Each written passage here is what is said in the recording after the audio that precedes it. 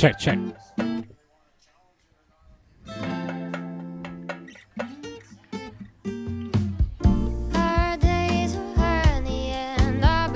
Hello.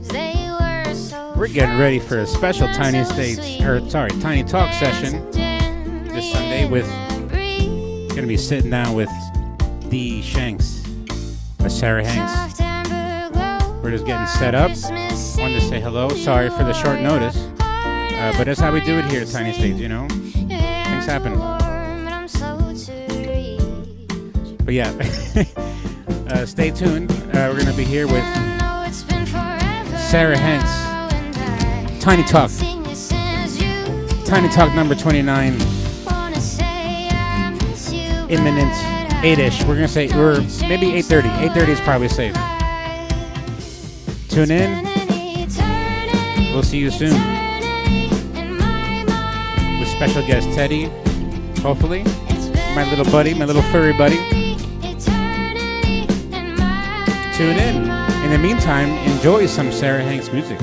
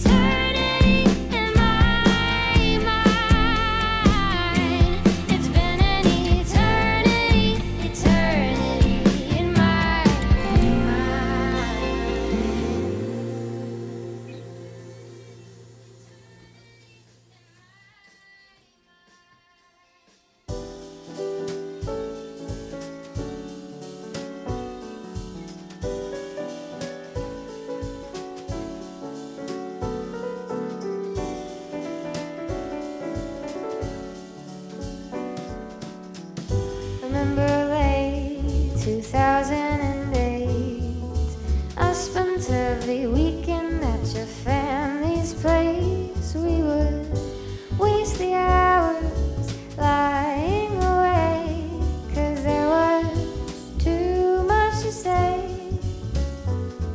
I guess the well has finally run dry, 'cause there is nothing left to say in my mind. And you say you miss me, but that's a lie. I can't believe you, and this is why. Because I would call and you wouldn't answer. I still tried and it didn't matter. Every letter sent got no reply.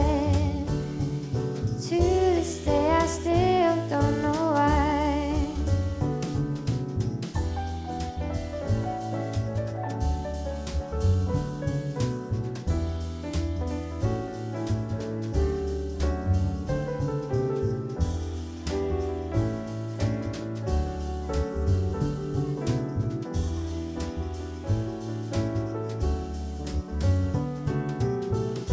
Still get Christmas cards from your family. I hate to see how things have changed. It just reminds me how you aren't close to me, 'cause that's the only time I see your face. 'Cause you never call me when you're in town, but maybe it's scared that you aren't around. 'Cause I think that I have finally found who you are, and I don't think I like it. Because I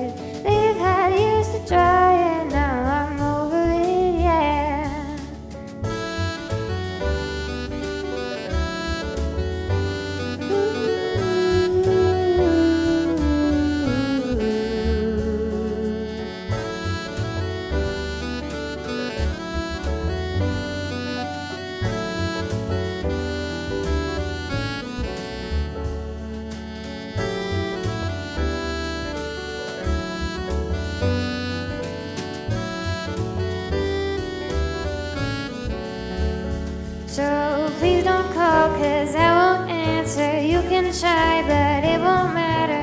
Every message sent gets no reply. I wrote this song to let you know why.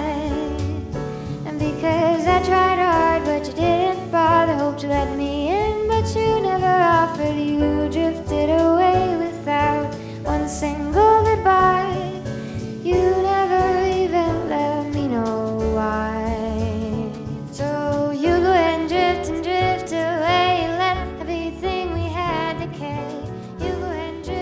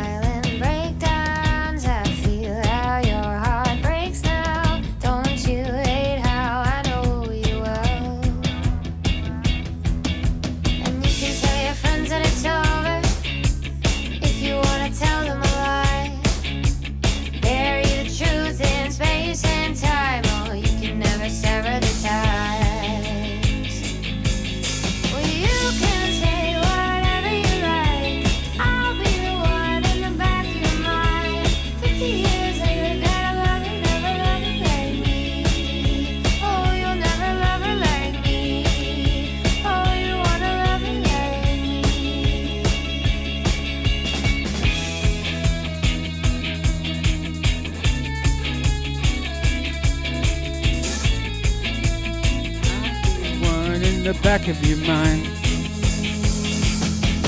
I'm not saying it's easy. I'm haunted to believe me. At least I'm honest with myself. I find when you move, I move. If I'm burning, you're burning too. On the train tracks and our hands are tied. But you can run from the connection. Say out of sight, out of mind. Bury the truth in space and time. You can never sever the tide. Well, you can say whatever you like. I'll be the one in the back of your mind. 50 years later, never, never, never, never like me. Oh, you wanna love her like me. Oh, you wanna love me like me. Well, you can hide behind your new girl. She's alright. For her peace of mind, I'll pray that she's fine. I'll wait your pretty little wedding invite. She can take your name, and you can take your time. But someday you will find that I'm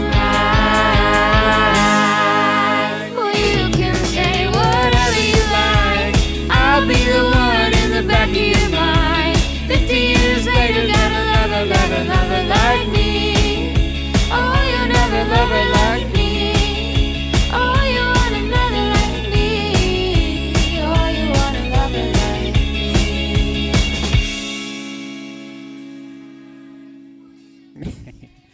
We're listening to the 20-second delay outside.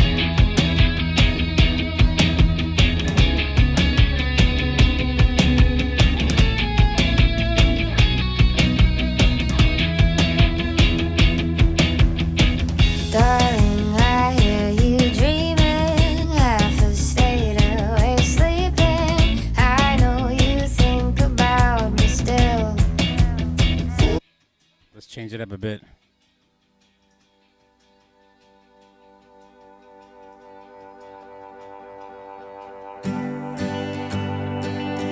My favorite Remy song. Remy Wiley was here last night doing her Tiny Talk. It was amazing. And she played this live for us.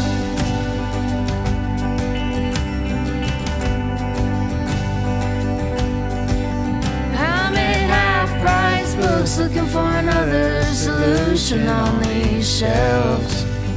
I asked the worker for help.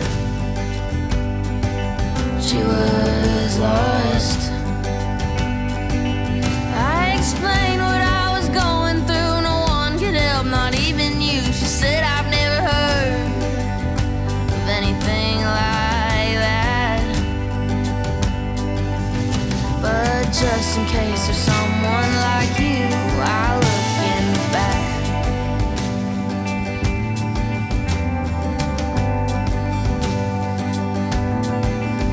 Looked A through Z, nothing stood out to me. Guess her stock's incomplete in our store.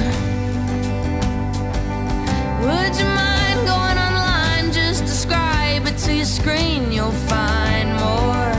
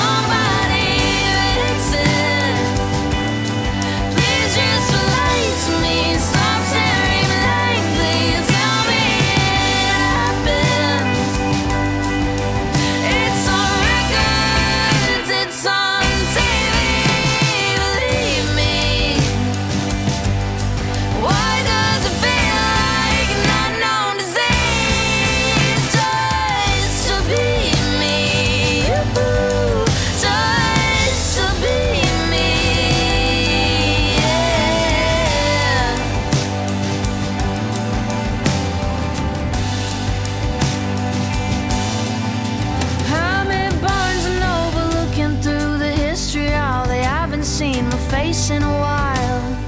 I made a fool of myself here. He asked, did you find everything that you were looking for? I only ask, this is your second hour circling the floor. I only read about one side character, reminds me of you. But it was fiction, so I don't believe people like him are living their truth.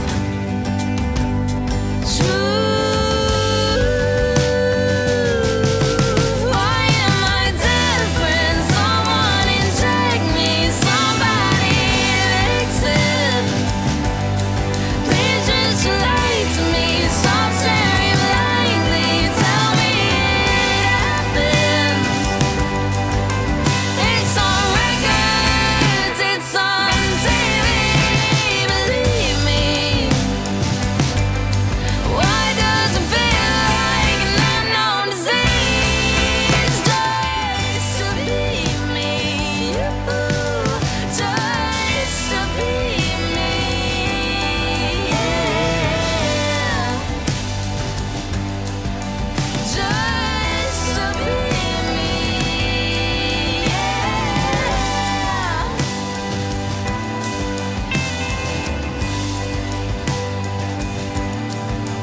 I made out prize books looking for another solution on these shelves. I asked the worker for help.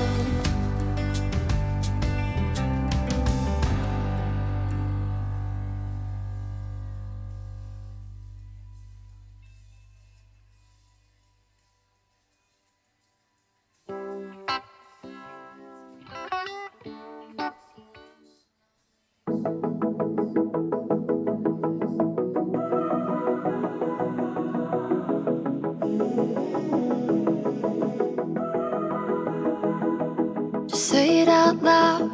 I know how you're feeling now. Been waiting for you to come down. You got carried away. You took it all back, like we ever had a chance. What's the point of new romance if it's the loss of me? For so long I gave you everything. I gave you all of me. I pulled closer and it took control of me. We knew there were good intentions. It got stuck in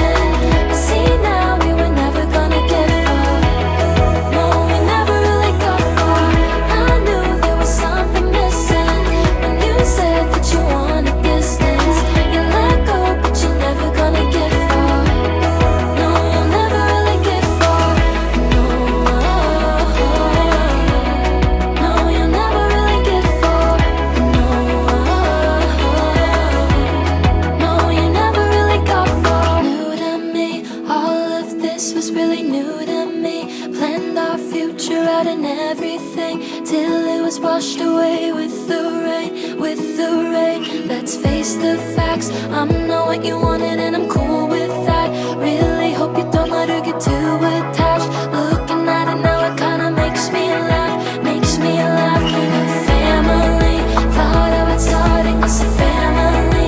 Picture you walking through the door to me. Guess it was just another fantasy, fantasy. Tell me, can't you see that you were my everything till it was washed away? We knew there were good intentions, but got stuck in the wrong direction.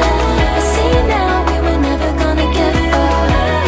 No, we never really got far. I knew there was something missing, and you said that you wanted distance. You let go, but you're never gonna get far. No, you'll never really get far. No, no, you'll never really get far. No, no, you never really got far. Total Power begins with a network as powerful as you. Switch to Total Wireless with the power of America's best 5G network and get a free Samsung S25 FE with Galaxy AI. We never slow you down. That's a Total Power move.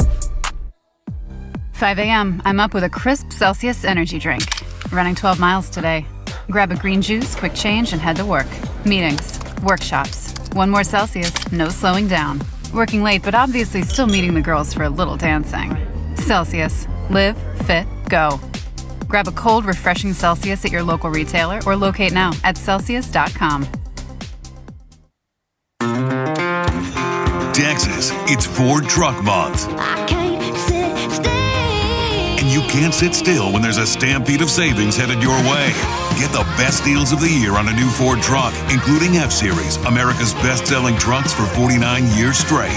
The stampede of savings can't be tamed. It can only be driven. Hurry into Ford Truck Month at your best in Texas Ford dealer and drive the stampede. Based on 1977 to 2025 CY total sales. Coming close to the end, babe.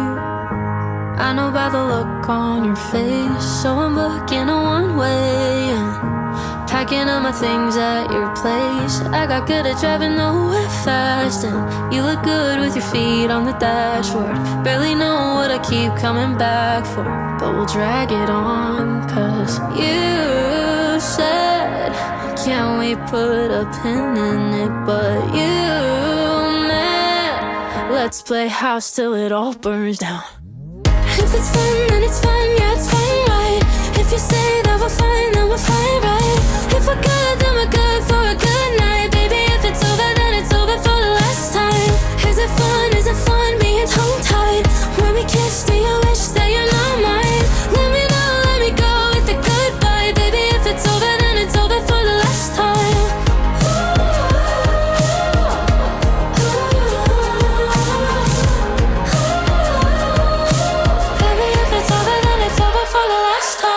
When you say that you love me, you don't have to say it like a joke. I just wanted you to want me, but you only really do before you don't. For however long you got me, can you hold me till we both start to choke? 'Cause you and me, we can't let it go. 'Cause you know, if it's fun, then it's fun, yeah, it's fun, right? If you say that we're fine, then we're fine, right? If we're good, then we're good for a good night. Baby, if it's over, then it's over for the last time. Is it fun, being tongue-tied? When we kiss, do you wish that you're not mine?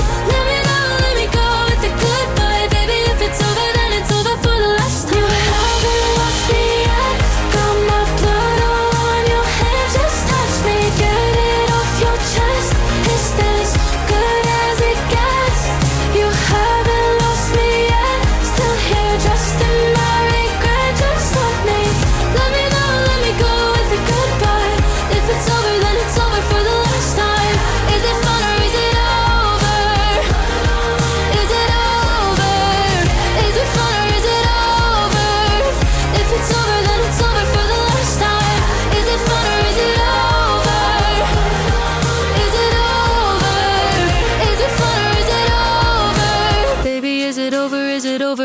last time.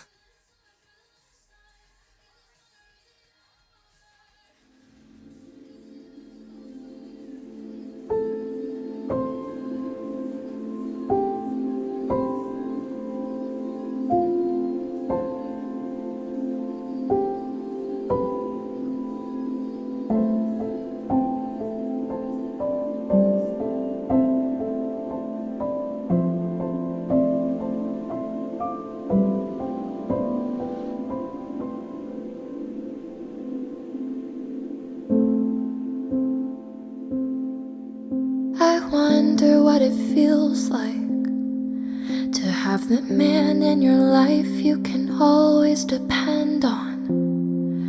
What a shame I never met mine. Seeing photos on the timeline, I'm happy for everyone else, but it's like I'm missing half my lifeline.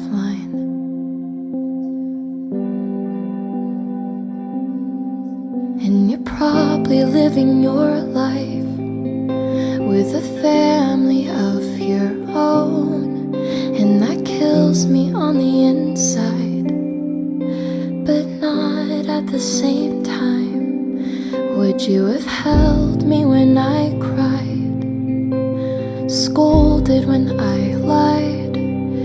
I just wonder, I wonder what it feels like.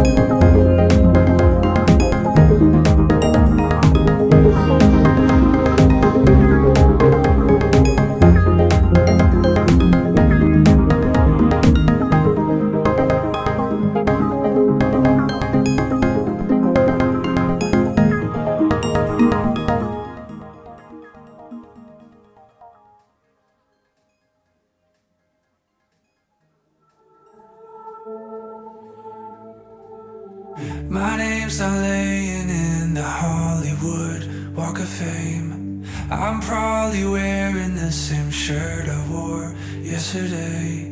If my ex-girlfriend's out there saying she's better than me, the funny thing is that I totally agree. I like my coffee cold and my music up really loud, and I have never ever been picked out of any crowd.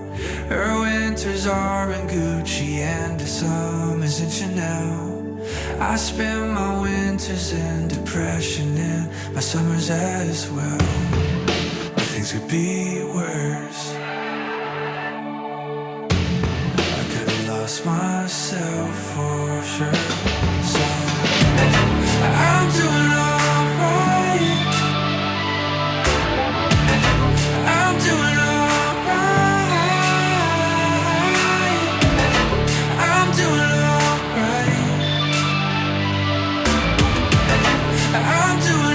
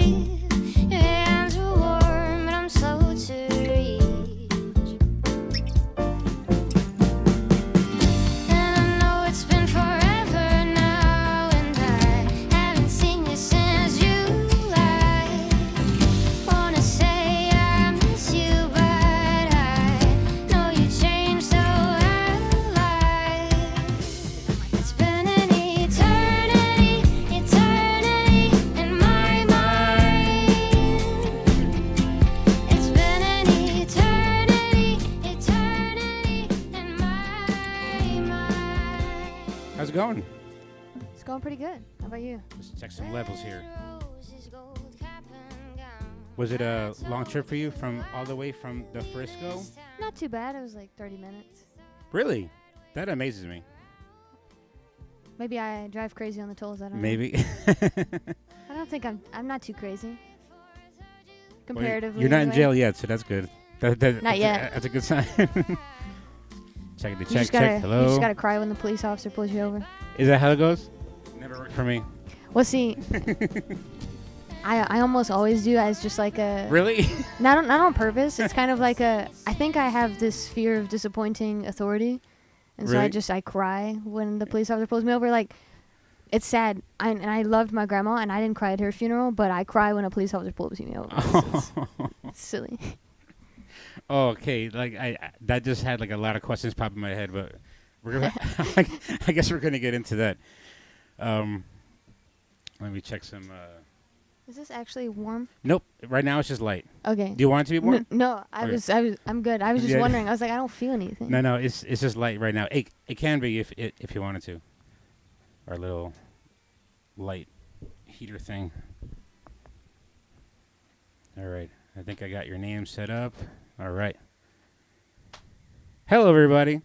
Welcome to Tiny Talk number 29. Can't believe we're almost at 30. We're here with... I keep saying someone special. Everybody's special. You know how I am. I see you all as superheroes, as I like to say, with your own superpowers. But I am here with somebody special. the queen of the DFW covers others. I'll just show you right here. The Sarah Hanks.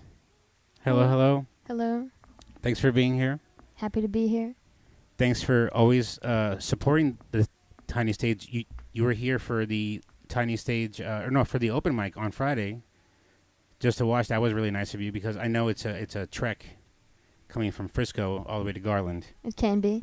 Yeah. Sometimes, depending on traffic. So yeah, it's super. Oh, shoot up. That's my dog. House, everybody. He's hidden. Teddy. Trying to He's at my feet. So hopefully he doesn't trip up any more wires. But yeah, thanks for being here. For doing this on a Sunday. Of course. Oh, it's okay, Teddy. Hold on. Come on. All right. Sorry. No worries.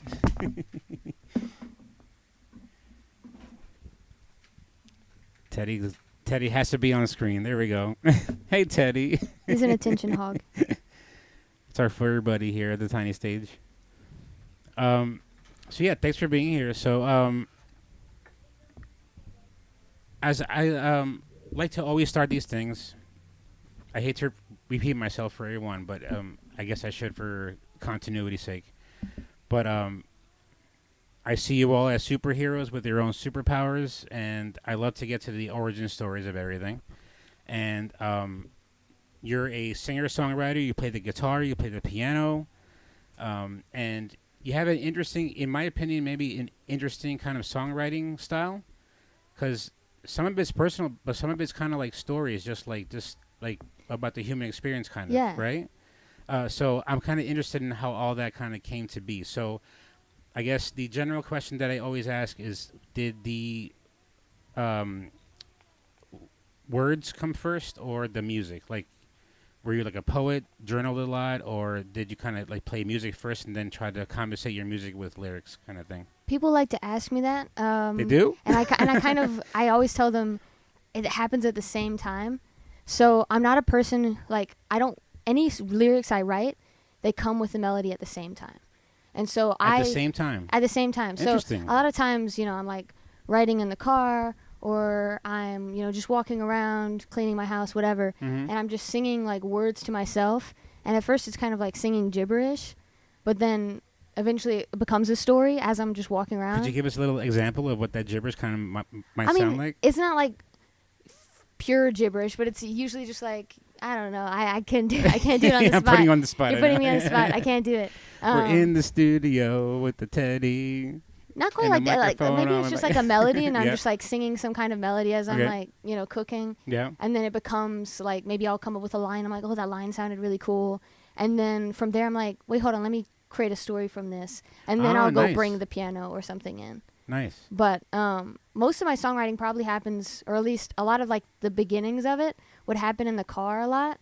But I guess that's how it started for me. Like when I was a kid, so my dad was very musical, and a lot of my family on his side Oh, yeah? is very musical. So he plays guitar, and so like his way of bonding with me as a kid, because I was a baby and I was really small, Yeah. and so he didn't want to hold me because he was scared, Uh-huh. and so he would put me on a pillow and just play guitar to me and sing Oh, to me. wow. That's nice. And so there's like probably like a ton of pictures of that.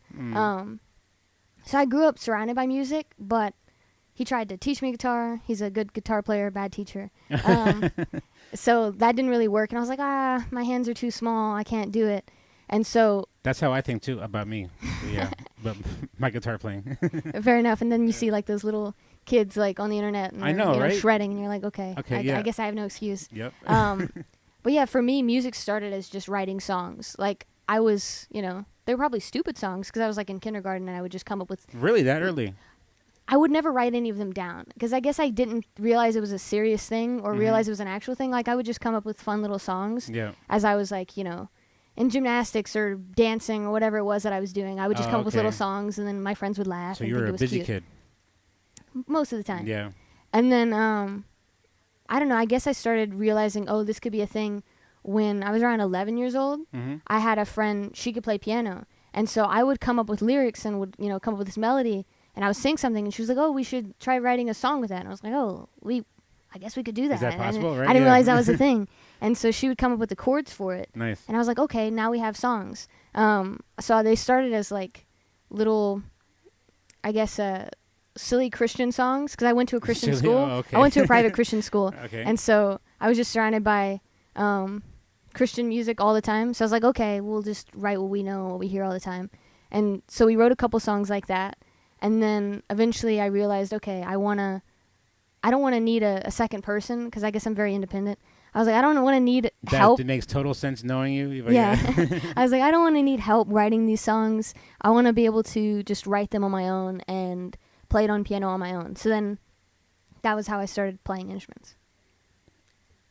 Instruments in general. You just wanted to like yeah, play all I of was them? like, well, I was just like, I just want to play something so I can write this song. And I had Right, already kind so- of written off guitar because I 'Cause- guess I was like, yeah. this is too hard. Like But- my dad had tried teaching me and I couldn't learn it. You're a good player though. Now.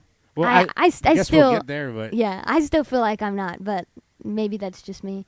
I'm fine at what I do, but that's how I started piano. And so like we already had instruments around the house. Like we had maybe this old keyboard because my grandpa, he plays probably like, I don't know, he plays accordion, he plays drums, he plays guitar, Nice. piano, a little bit of everything. He probably hasn't mastered any of them. He just knows how to play probably like 2 songs in every single Nice, instrument he yes. has. He does a lot of stuff on the accordion because he grew up speaking French. And so he speaks a lot of Cajun French, so he'd play a lot of I was Cajun gonna French, ask, Zydeco type stuff. Was that from your Louisiana background? Like, seems like that area is kind of like that kind of music. Yeah, I mean, Cajun Yeah. French music is definitely prominent. Zydeco type stuff, very prominent. Country music, very prominent. What was it called? Zydeco? Zydeco? Yeah, so it's kind of like a. This is where it gets into history, and I don't want to say it wrong, but I think it was like influenced by a lot of like the Caribbean people. I think that like the slaves that were living there, and then Yeah. all the French people that were living there, and then I think maybe the accordion came from like the German people who moved in to Louisiana. So it's just a mixture Yeah. of things.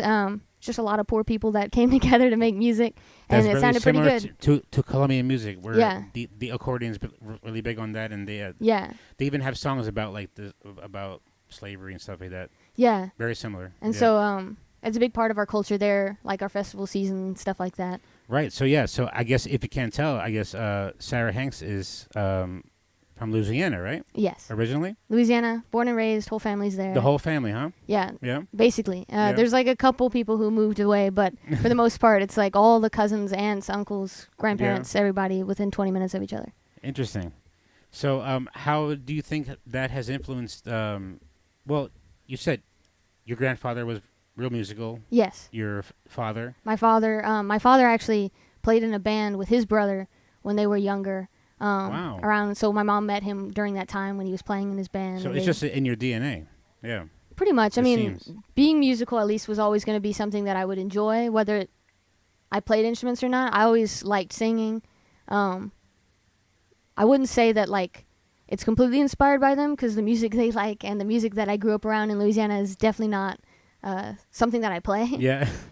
It's probably more boring for them. Yeah. But So did you like singing first or playing instruments first? singing first. Yeah. I was always, like I said, I was always singing and writing songs. Right. Just from a very young age. Like I remember being 5 years old and I had very specific songs that like I liked that were my favorite, and I was like, Mom, you got to play those, and I'm like belting them in the back seat. All right. So I always ask this: was there like the song, like the first song that you sang that you said, "Oh shoot, maybe I can kind of sing"? I don't think so. I think it was like a gradual thing because I was Yeah. always very, I don't know, I was weird in that I wasn't shy because I was probably very talkative as a kid, Yeah. but I also was very reserved. So I think I have this really intense fear of just being embarrassed at all times. Really? Yeah. And so I was like, I can't show anyone anything until it feels perfect. And so for singing for me, it never felt like, oh, that was a thing I could really do until, I guess, I was singing in the shower and my mom would be like, her ear pressed to the door, and like I walk out, I'm like, what are you doing? So what song was that? Where who they were knows? like, you got to do this. Who knows? You don't remember? I don't remember. I mean, it was a little bit of everything. Yeah. Yeah. I'd probably sing like, I go on shuffle in the shower. I just sing Right. every song that I can ever think of. Right. Did you try like all the instruments except guitar, I guess, or did you just No. like go straight for piano and that was it? I pretty much went straight for piano, Yeah. and I was like, this one just feels like it fits. Like Yeah. it's really I mean, it just seems clicked like for me. the It was really easy for universal me. instrument because like it seems like most Yeah. songwriters have to know the piano to like write a song. Yeah, I mean it's 'Cause definitely it has all the, as I'm coming to learn, is like the math of music is all on the piano. it's. Not so much maybe on the guitar because it's not enough I mean it is. of a range. You know what I mean? I think guitar you can. It's just it's easier to understand. It's easier. Music yeah. theory on piano, starting Right, on 'cause piano you don't first. have to have certain hands and certain Well, I wouldn't even say it's like, just that. I would say like strength of looking at the piano, it makes sense. Like you Right. can see like okay, I move this finger one key over and that's a half step, so then this one is now minor. Right. If I move it over to the left, now it's major. Like it's Yeah. really easy to see on the keyboard as you're playing it, the music theory. And so I'd say for songwriting it's probably a really good instrument to start Right. with so that you can learn the music theory of it. Guitar didn't make as much sense to me. Yeah. Like it's just when you're looking at the neck of the guitar, like there's still people who play guitar and they still don't know the neck of the guitar to be able to improvise and do stuff on it. Whereas piano, I can see okay, this one is an E. Mhm. Like I can see this one is a C. Whereas on guitar, you kind of have to memorize that. Like what string is what, or Well, yeah, like knowing like where on the fret, like if I, fretboard, like if I go all the way over here, this one is a C. Like Uh-huh. I don't have that memorized. right? You know, yeah. I have the cowboy chords memorized and that's about the it. cowboy chords. Yeah. Yeah. That's funny you put it that way. Yeah. That's kind of how I am. Did you start off with lessons playing with the piano, or was it like just kind of a thing during school? Yeah, so it was 'Cause I played around a like little I bit. played like for marching band and for like the choir bands and stuff Yeah. like that. So I had to kind of like that access to it. Yeah, at the little private school I went to, they didn't really have any music there. The only thing they had was like when you get 7th to 8th grade, then you could join like the worship team and play in the band during like chapel and stuff. But that was like much later.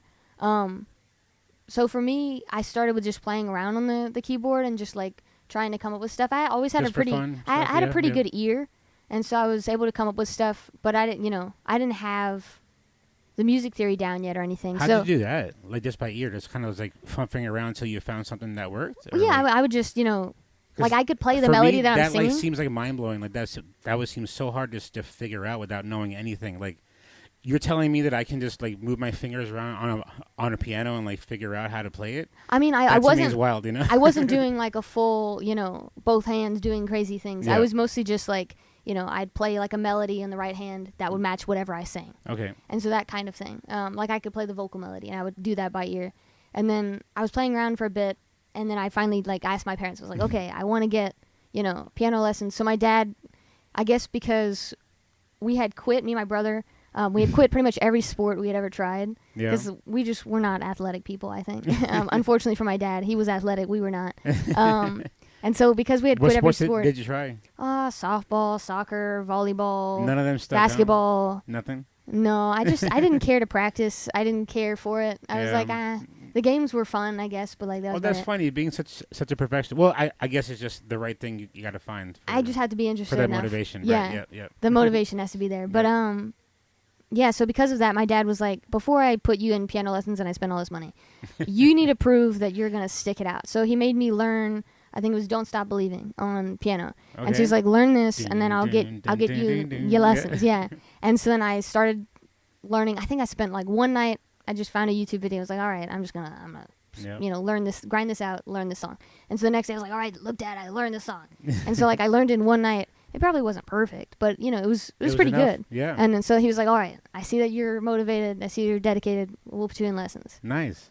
And that was when he put me in lessons, and then I started playing lessons, and I was like, okay, this little crappy keyboard we have at home is not It's not not good enough good, because I'd anymore. go to the lessons and they had me lessons on a grand piano at the church. Oh. And so I was like, these are weighted keys. When I go home and it's light and easy, I play it at home and I can play it super fast. And then when I go on the grand piano where it's weighted, my fingers can't be fast enough because I'm not used to it.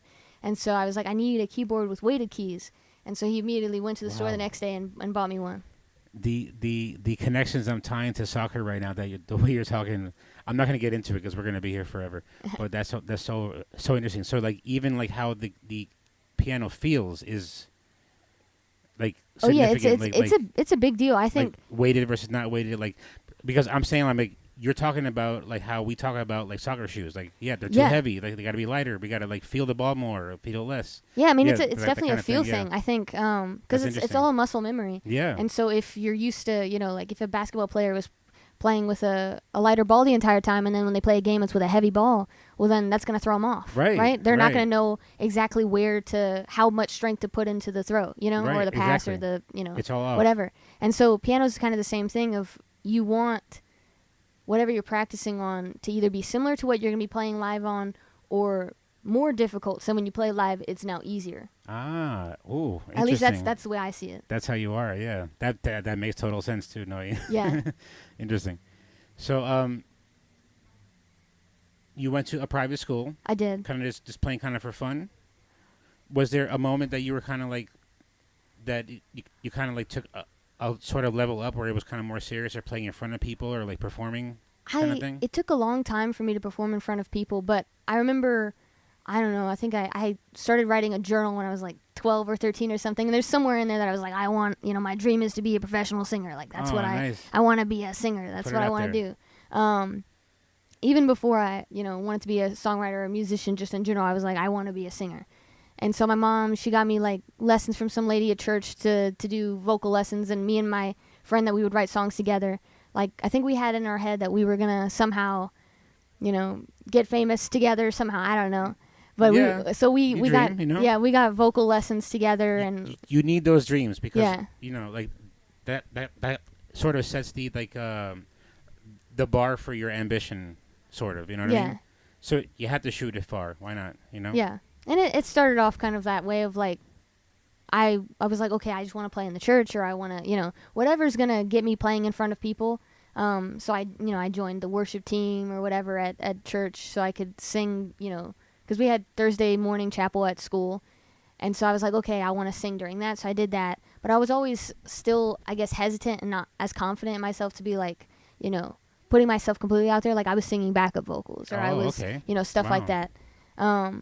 I don't know when the first time I actually played in front of a bigger group of people. I mean, it was probably so slowly that I just didn't notice. Really? Because I'd play like for family or something, or I'd, little things like that.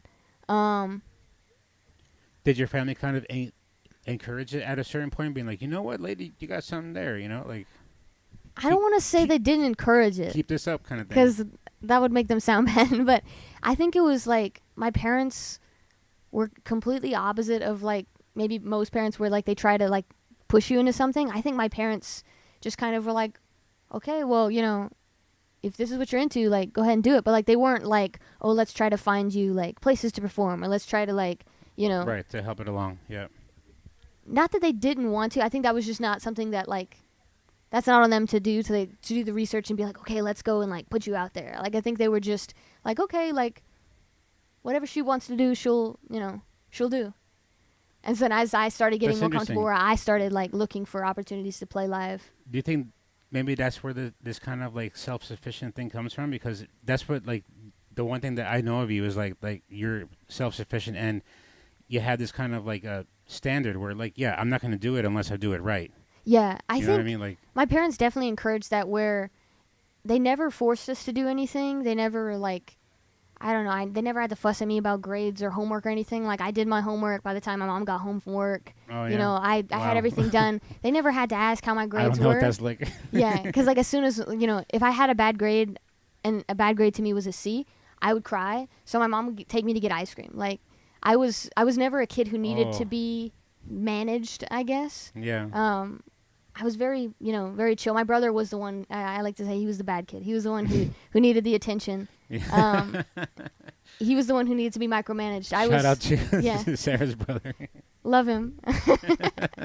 He was the wild older brother. So I was Yeah. I was very much the chill younger sibling. Like, my parents were like, okay, I guess she's doing what she wants to do. Like, I'd be like, oh, here's the thing I'm doing, and they're like, okay. Go for it. Yeah. Nice. So high school, you were in this private school, or High school, so that's another sign. That's another time I kind of was doing my own thing, because Yeah. for high school I was like, okay, I want to leave this private school. I feel like I'm too sheltered. okay? I feel like I need to grow more. I want to meet new people. because the private school had a total of 300 people, and that's from kindergarten to senior year. And so every grade was only 26 kids. It was your decision to leave that school because it wasn't doing enough for you to grow. Yes, I wanted to do more. I wanted to meet more people. It's unbelievable that you say that, and I'm going to mention why later, but go ahead. And so my mom actually was really scared, and she was really concerned. My dad was like, not sure about it, because the local public schools. You're a high school kid saying, "Hey, mom and dad, I want to leave this school because it's not helping me grow." Yes. Okay. I'm just thinking about when I was in, that age, and none of us are thinking at this level that like, oh, this school, we probably are thinking the same thing. Like, yeah, I don't want to be here, or it's not good for me. But like to be like, this is not helping me grow. Like to have that kind of foresight, or is it foresight? As part of the wrong term. But like, what? I've always been a super overachiever. So like I envisioned in my head, I was like, if I want to go to like an Ivy League school, if I want to do all these things, then I need to be doing more, and this school doesn't have enough opportunity. Vision. Yeah. You had vision and kind of like backtracked on how to get there. So I was like, all right, how do I get to this place? Yeah. And so I was like, I need to be doing more. Wow, I need to be meeting new people. And also Super impressive, by the way. Thank you. I was like, I just feel really sheltered here. Because I knew like I hadn't had to introduce myself to a new person in years. Because the last time I had a new kid in our class was 6th grade. So I had known these people since kindergarten, most of them. And I was like, I want to meet new people. Okay, I'm sorry to interrupt, but like, how would you even know that you would need to meet? Because like, if this is what you grew up in, I would figure you don't know any better. So like, how did you even know that like I need to like get out of this? I don't know. I guess I just I always liked trying new things. Like I remember when my dad had almost gotten a promotion to move to either it was Texas or it was Florida. Okay. And so when that was a chance, I know.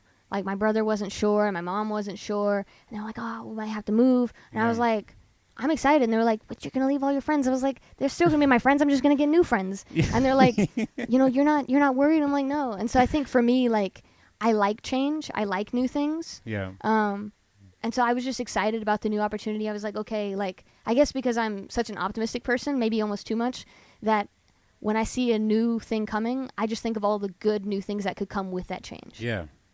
And so for a new high school for me, I was like, okay, like I'm going to meet a bunch of new people. There's probably going to be a lot of new opportunities for me. And it was public school? It was public school. Okay. And so I was like, I'm going to go to this public school. My mom was like, I don't know. Like there's girls getting pregnant at 16 and people doing drugs and there's, right? people. And I was like, well, that's not going to be me. I'm not going to be doing any of that.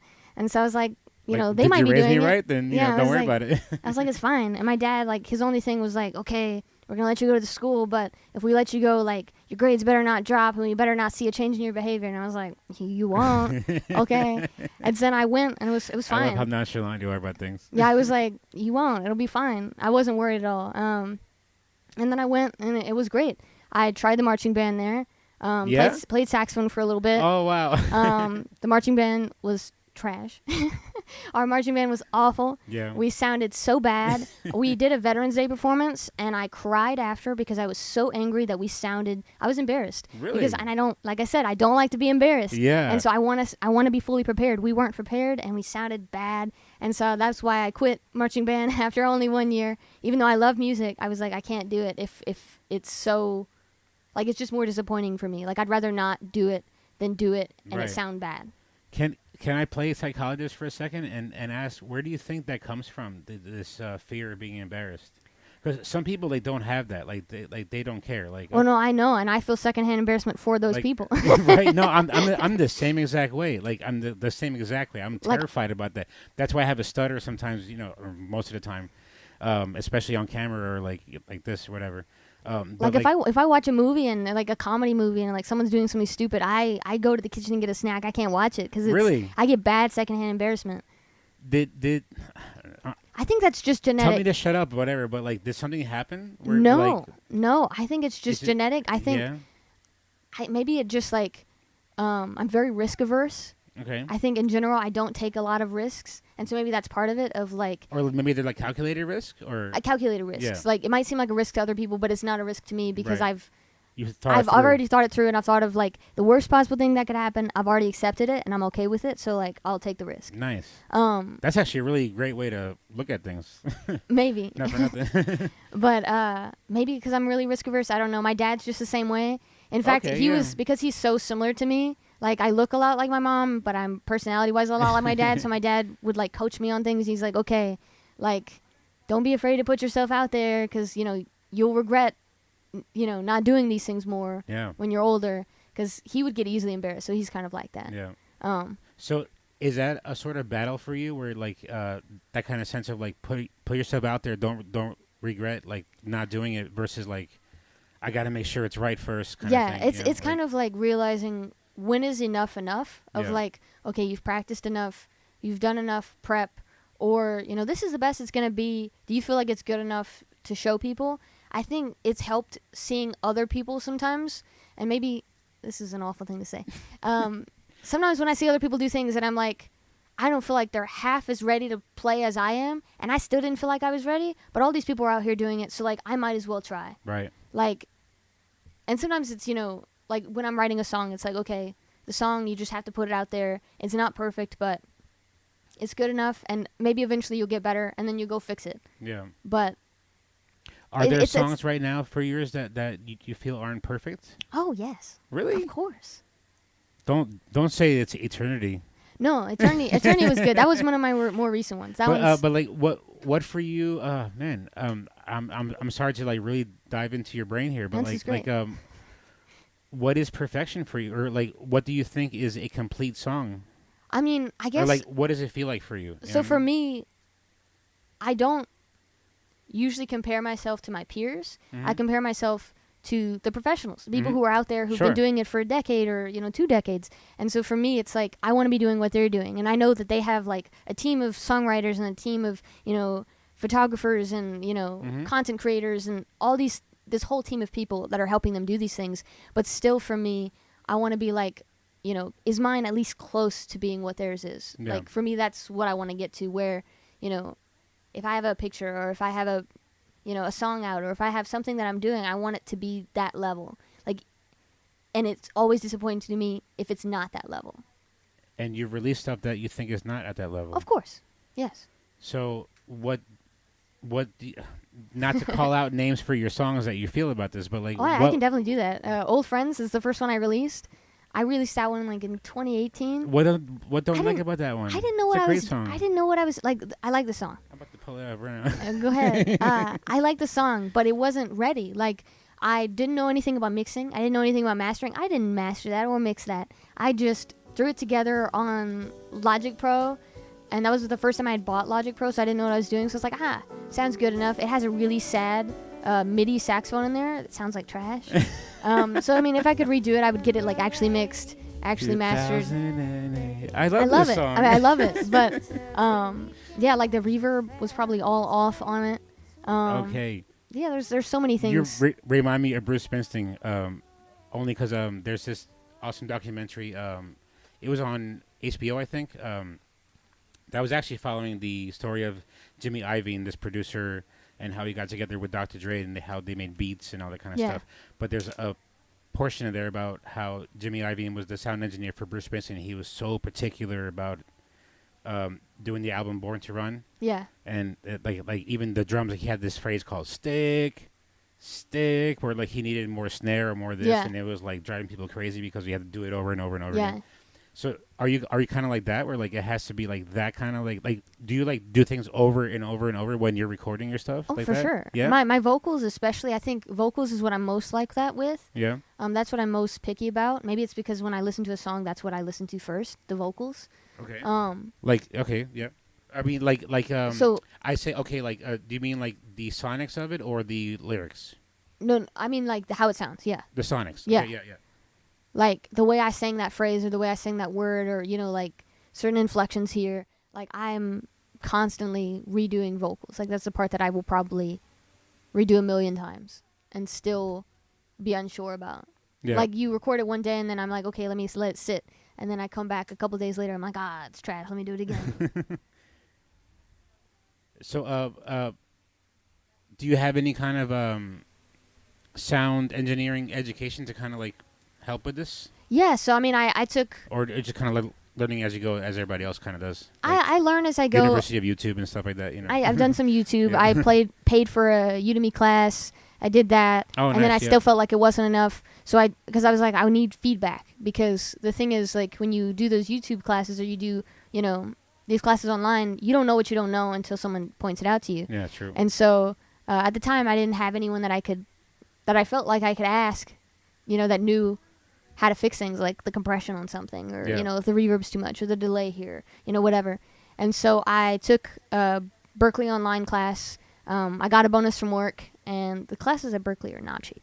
And Yeah. so my bonus from work, I was like, I just put the whole thing towards the Berklee class. I was like, Nice. okay, like, if I want to take music seriously, I'm going to invest in it, and I'm going to invest in my learning, and, treat it the same way that I had to treat, my actual day Yeah. job of, like, if I want If we're gonna do it, this we're to be a gonna day do it job, right. yeah.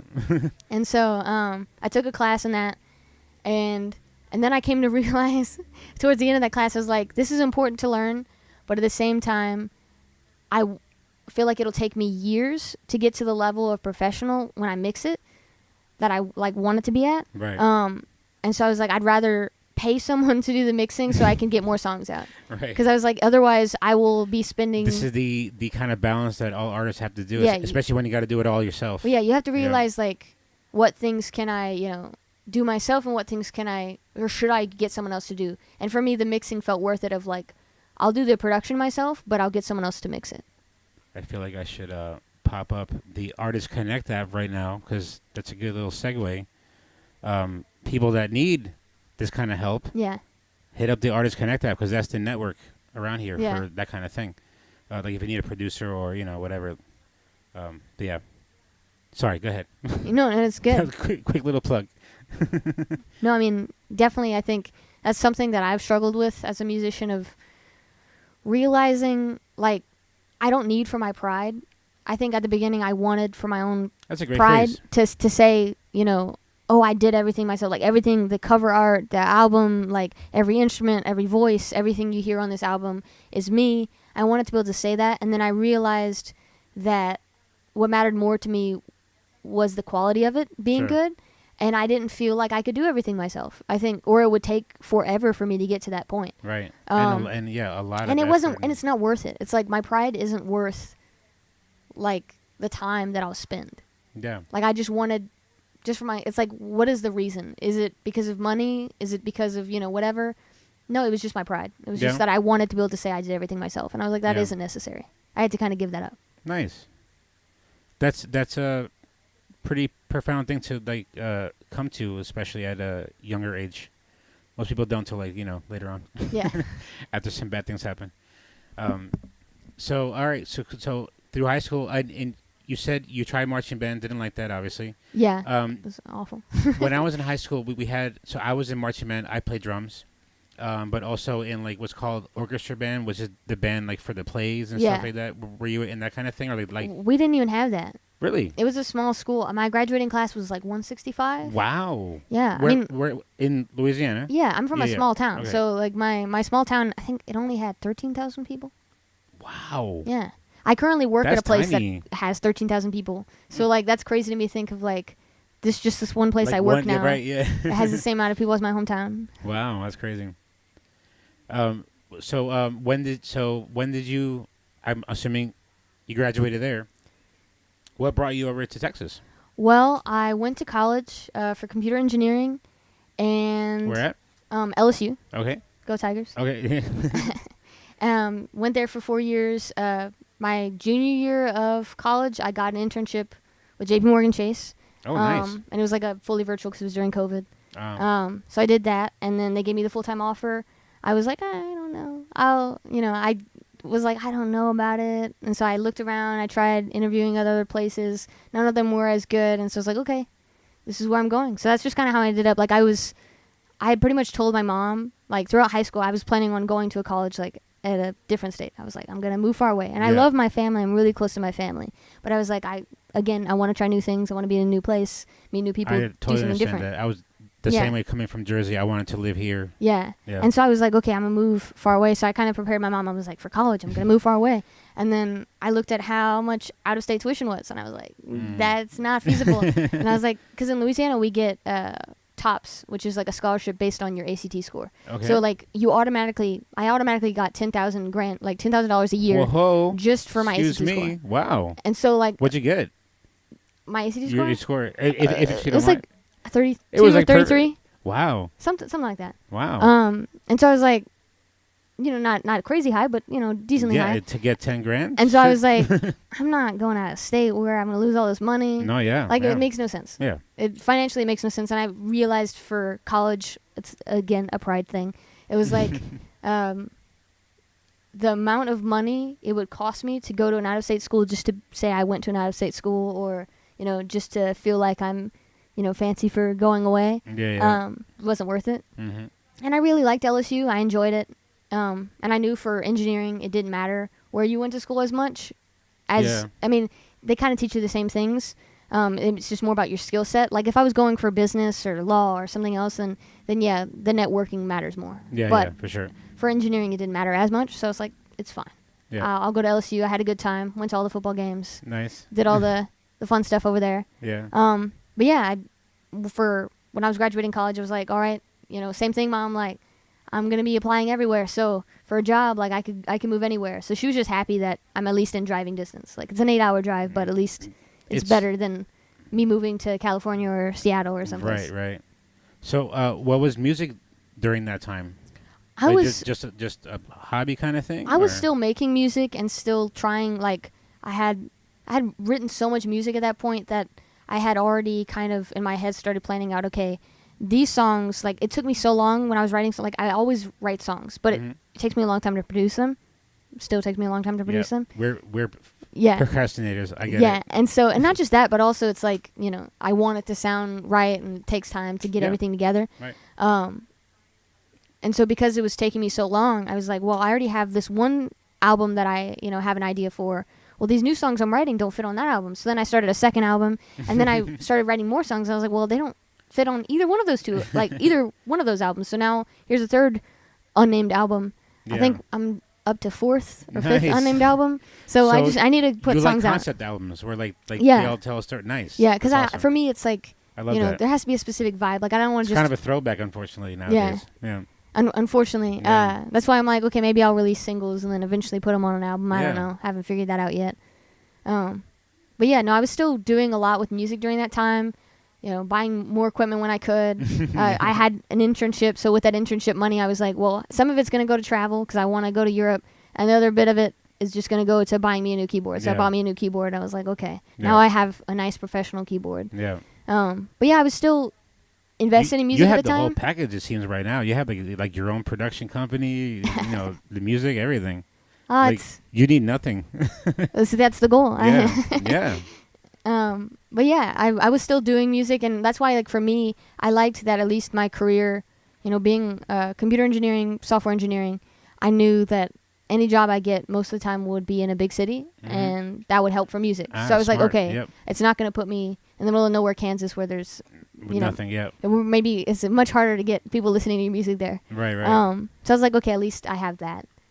But the goal was always about music. It wasn't so much about, like, say, computer engineering or just like having a career in general. It was about like. It was both. I Yeah. mean, it was kind of like maybe it's a shame, but like I said, I'm risk averse.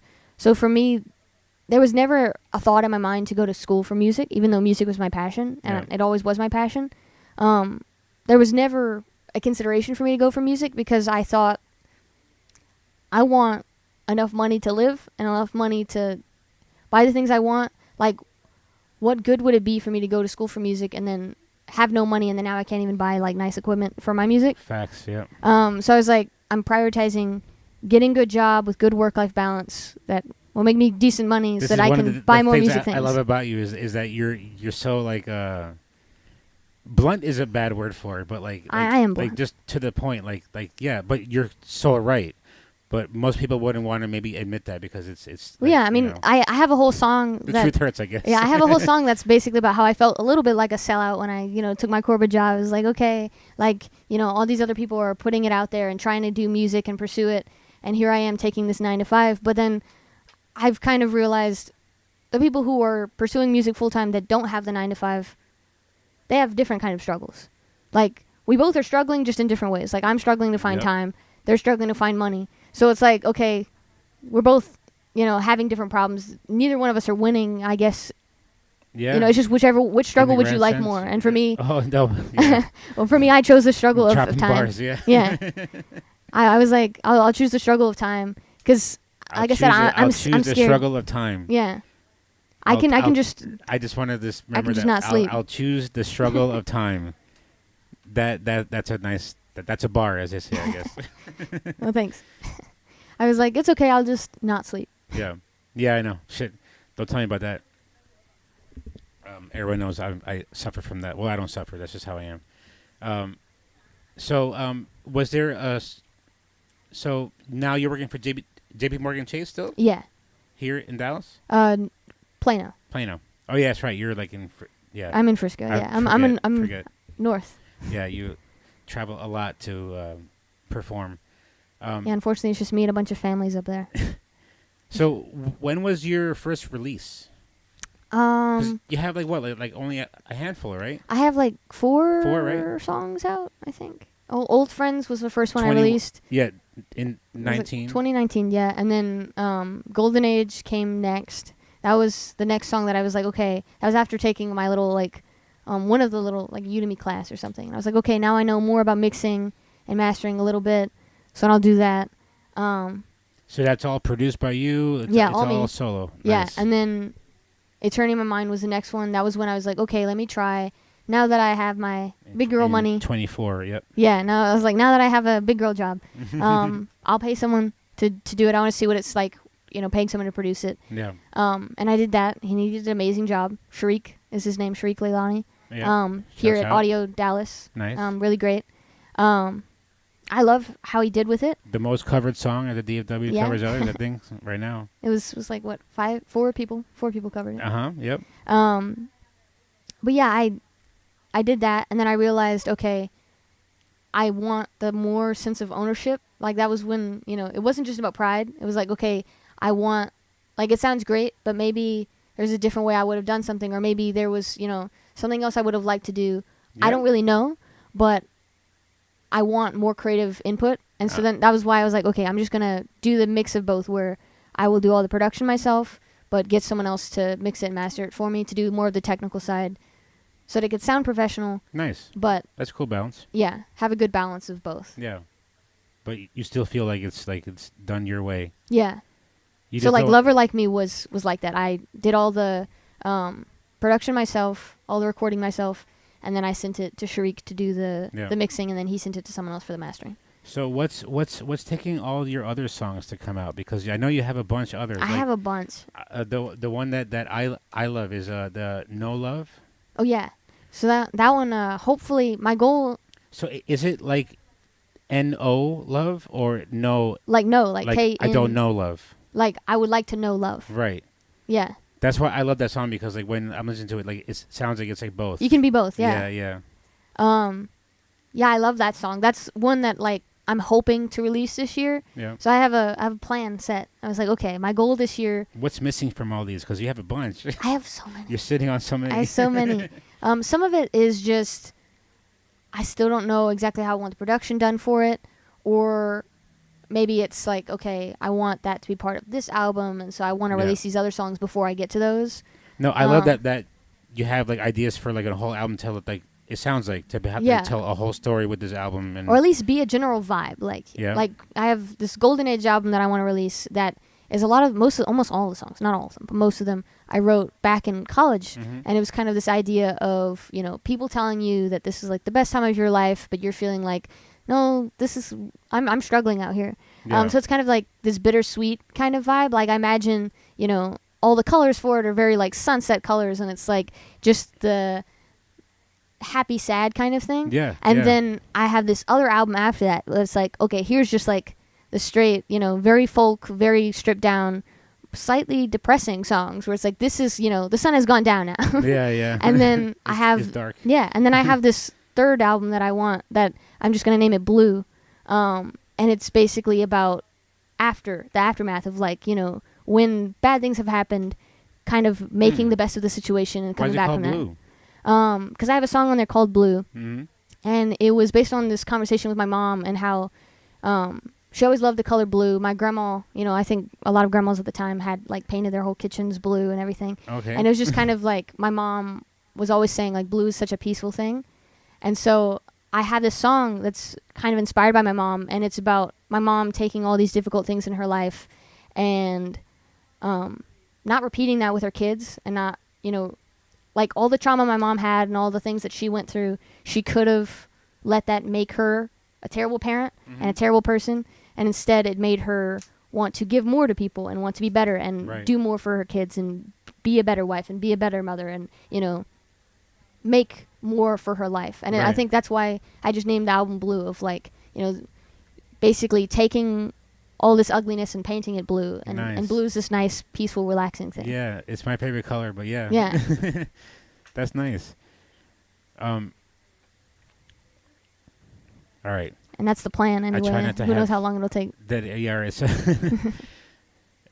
And that's 3 albums that you're kind of planning right now, right? Yeah. Is there like a fourth that's also kind of in the midst, or sort of? Yeah. There's Wow. a fourth that's I don't know where that's gonna fit in. It might even just be more of an in between kind of thing. That one's more of just a concept of songs that I wrote with my loop pedal. Okay. And just kind of there'll be more a different vibe than all the other songs, maybe slightly more electronic synth sounding. Mm-hmm. And so I was this kind of is its own thing on the side. So would you say most of the music that you're writing, does it come from a personal experience, or more just talking about the human experience in general? It's some is personal a hypothetical experience. Almost. A lot of it's me observing Other people's things. Other people's things, my my parents I or can my totally relate to friends that, yeah. or my brother, or just other people's problems. I guess I said this a lot as a kid, where my brother, he would do a lot of stupid stuff, and then he would say, well, because he's 4 years older, he's like, well, when you get to my age, you're gonna be doing this stuff too, you're gonna be trying this too. And then I was like, no, I won't, because I'm just gonna, I don't need to make the mistakes to learn from them. I let other people make the mistakes, and I'll learn from their mistakes. Yep. And so Nice. I was like, I don't need to do any of that. And so a lot of my songs are about other people, about other things my friends are going through, or just me observing things they're going through. It might not be things they told me. It might just be me observing the way they are and the way they're experiencing. No Love is not about you, is it? That one is fictional. Okay, good. Because I'm I hope she doesn't feel that. Well, I mean, that song is actually meant to be more sweet. It is a sweet song. Yeah, it's basically also sad. I want to know. I don't know it. Well, I think it's not a not knowing love at all. And I have it's no love. Yeah, it's that song specifically is more of I want to experience this romantic love that everyone's talking about. Right. And I think That's so that is kind of more relatable to me, if that is sad. Because I've never been in a serious relationship, so all the love songs that I write, they're all fictional. Yeah. Okay. So yeah, they're all fake. There isn't a guy that No. is out there oh. No, there's no guy. Oh, okay. Even so, Eternity in My Mind has a music video, and even for that music video, I cast someone as ex-boyfriend character. I was this is completely fake. The whole thing's fake. Everything's fake. So Eternity in My Mind actually was written about a friend. Right. And so a lot of my songs, if they sound like sad breakup songs, it's they start as a friendship breakup, because to me those are more painful. And then from there I make them sound like they're romantic, so they can be more. So it was a breakup with you with a friend? Yeah. It was just about it wasn't a friend's breakup with somebody else that you just observed. Eternity in My Mind your was breakup with a friend. Yeah, so it was about a friend that I hadn't talked to in months, and so oh yeah, I haven't seen you since July. I haven't seen you since July, and so it was just kind of I was realizing we only ever text each other on our birthdays. And so I was or Christmas, and I was the last time you texted me was for your birthday. Now it's my birthday. Yeah. In November. And so I was okay, that was where it started. And then from there, all the verses were fictional. Yeah. But the chorus was mainly about you know, you don't know me anymore because I've changed so much in the last time we've talked. Right. And it's like, so how can we really be friends if you don't even know who I am anymore? And I probably don't know who you are anymore. Right. And so that was where Eternity Mine came from. But a lot of the songs kind of started like that, where it's like, here's, something personal, and then I just, like, use, like, a little magnifying glass on it, and then I make it bigger, and then I kind of dramify it and make it, Yeah. fake. Exaggerate it. That's real safe too, because like you're not really putting out. But like, would other people kind of like listen to that? Like, would they kind of tell? Oh, she's talking about No. like my story, like No. kind of thing. No. And there's like one or two songs where someone could do that, Yeah. but usually unless I tell them, they don't know. Yeah. And so it is kind of funny to me That's to be smart. like I show something to my family, and I'm like, oh, like here's this new song I wrote. And I'm like watching their faces, they listen to it, and they're like, oh, sounds good. And I'm like, you don't even know that's about you. That's funny. No, I mean, it is playing it more safe. Yeah. Like, I think, the more Taylor Swift style of writing where, like, you're just putting everything out there, that's a very vulnerable place to be. Yeah. I'm scared of vulnerability. I'm scared of that. I'm bad at that. I was gonna say that sounds like that. That's kind of like where you were alluding to earlier. Was that like you're scared of embarrassment? Yeah, I'm scared Yeah. of the risk. So, like, Yeah. I unfortunately, it's easier for me to write songs about fictional stories. Yeah. Either my friends' stories or like I'll watch like a couple of my songs are from TV shows I've watched or books I've read that I Okay. really liked, and so it's easier for me to write those because it's like I can experience that feeling, Mhm. I can capture that feeling, but it's not as personal as being like, oh, that's my feeling. Yeah. It's like, oh, I just felt that feeling, but it's someone else's feeling. Do you ever feel like you want to do that though? Like to kind of, because like for me, or from doing these interviews, it seems like this is It's like a therapeutic thing. yeah, it's a therapeutic thing, or I kind of do. like a way to cope or whatever. Well, yeah. Like, because you haven't felt these pains, like of a breakup and this and that, or like I mean, it's, like, it's I all felt hy- it- It's all I felt it in different hypothetical. ways. Yeah. Like it's like maybe the actual situation. I mean, of good the for song- you, I guess. Yeah. Yeah, because it sucks. Yeah. No, I mean, for me, it's like they all come from some part of me. Like, I wouldn't be able to write a song where it's like completely not me. Mm-hmm. Most of the time, like, it has to be, there's some grain of truth somewhere in there. It's just the actual story it's about is not about me. Yeah. Like I said, for Eternity in My Mind, it's like, here's this song that is from real feeling I had about a friend that we don't talk anymore, Mhm. and this pain since of feeling like, oh, like I miss this person, but I feel like I don't know this person anymore, and then I took that and then just over dramatized it and made it kind of this Right. bigger thing. That's Fictionalized it, yeah. more fiction, but at the heart of it, it's still based on a real feeling, and Right. that's how all my songs are. Like, even if it's here's this fictional story about this couple breaking up, it's still maybe the way I view love or the way I view, like morals or the way I view life. Like, it still has my viewpoints in it. Mm-hmm. And I think any person's song, like, you can kind of see a lot about like who they are by the way they write a song, right? Like, if it's like I'm making this song and I'm painting this person as the bad guy, and if I'm listening to this song, I'm like, they don't actually sound like a bad guy. So that says more about who you are and the way you view life.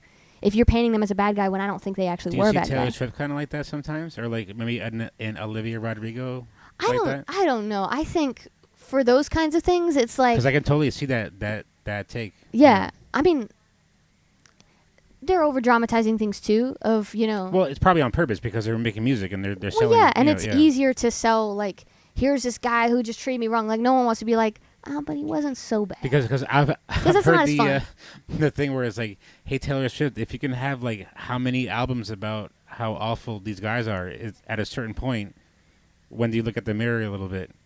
Yeah, I mean, Like and I would say like that is a take that a lot of people have on female musicians, which I think can be unfair. yeah, Because Ed Sheeran does the same thing. yeah, John yeah. Mayer does the same thing. Yes, And but- no but one they gives say them this- no one gives them a hard time. John Mayer dated more I've famous heard John- people he- than Taylor he- Swift. He got. I mean, Saturday Night Live has done some jokes about him I mean, doing that. you they know? they have they got there eventually. Yeah. No, Um, but you're but totally right. you don't hear it Like, as much about yeah. guys, and so I mean, like everyone. Well, yeah, Like, I mean- Eric Clapton, freaking everybody. and yeah. they were worse because I think Yeah. like Eric Clapton and all of them, like, they were literally writing songs about the women that were dating their friends or the women Yeah. that were dating that was the Oh. wife of like their whoever, and so like they Bob were Dylan has a great one called "Ain't No Use." You know that one? no I don't know So Bob Dylan that well. that's one that I apologize to people that see me here during sound check or on Friday mornings when I busk here on the corner. But I have this little mashup of Matt Costa's "A Stare" and Bob Dylan's Ain't No Use. It's kind of like a breakup song or a breakup conversation when they mash together because Yeah. Astaire, that's someone's name, Astaire. And that song is about like, hey, you're leaving me. I don't want you to leave, but at least tell me why. Yeah. And Bob Dylan's Ain't No Use is it's not me, it's you. Peace Yeah. and don't find me later. Like but it's a sweet song. Like it's like finger picky. It's like a sounds nice, Yeah. but it's But very it's actually it's really like like it's like scathing. Yeah. yeah. I mean, I would say like that's one thing with art and artist is that at some point it is like once it becomes a song, it doesn't have to be fully real anymore. And I highly doubt like most of these people, I highly doubt it's completely true. Yeah. Like they over dramatize something, they exaggerated something, they added something in just because it adds flair or it Right. sounds more dramatic or it sounds crazier. Not all of it's completely true, and so I think there has to be some kind of benefit of the doubt to these people. Yeah. Like people, they want to look so deeply into it, and I'm like sometimes just let it be art. Like let it Yeah. be, And some songs are good, and maybe the person's a trash person. Sometimes the songs are bad, and the person's a nice person. right, It's like right. not to say separate all the art from the artist, because obviously there's Yeah. some levels of like, if you're in prison, maybe, and you deserve to be there. I mean, yeah. Maybe I can't listen to your song anymore, but Yeah. as to how they are as a person with their relationships or how they view things, I'm like, Yeah. like that's probably not the real situation. And also, it can change. Like I might write a song of like I might have 10 songs about like my brother or my best friend or these people that I know, and each one is kind of different. Like maybe one is like you are the worst person ever, and then other ones might be like you're my favorite person in the world. Yeah. And maybe they both can be true at different times. Mm-hmm. It's like here's a song I wrote in 5 minutes and how I was feeling in that moment when I was mad at you, Right. and then I could write a different song tomorrow depending on how I'm feeling, Yeah. And so I think that's why like take all music with a grain of salt. Yeah. Yeah. That's smart. Unless they tell you. I guess like if the artist is like this is exactly how I feel about it, like no exaggeration, then I'm like okay. But unless they say that, I just assume. Yeah. So do you see your writing and song making as a sort of therapy in a sense, or is it more or less like just an expression of creativity in your life or whatever like that? Just you have to kind of like bring out. I'd say, I mean, it is therapeutic for me, but usually when I'm feeling the feelings, like, I'm just playing piano. They don't turn into words yet. Like, the words usually come later when it's like when I create a song, that is after I've already kind of faced the feeling. Yeah. Like, I've already, if it's sad or if it's happy or if it's, whatever, then it's like, here's me kind of addressing it, and I've already kind of analyzed the feeling and put it out there. When I'm still going through it, it's usually just more of I'm playing it, but it's not a fully cohesive thought yet. What would you say your I guess purpose My purpose for for writing? for your music? Yeah, it's like is it to like help other people kind of like recognize what they're feeling too and like kind of be heard or seen in a sense, or I mean, I like that, but I wouldn't say that's my purpose.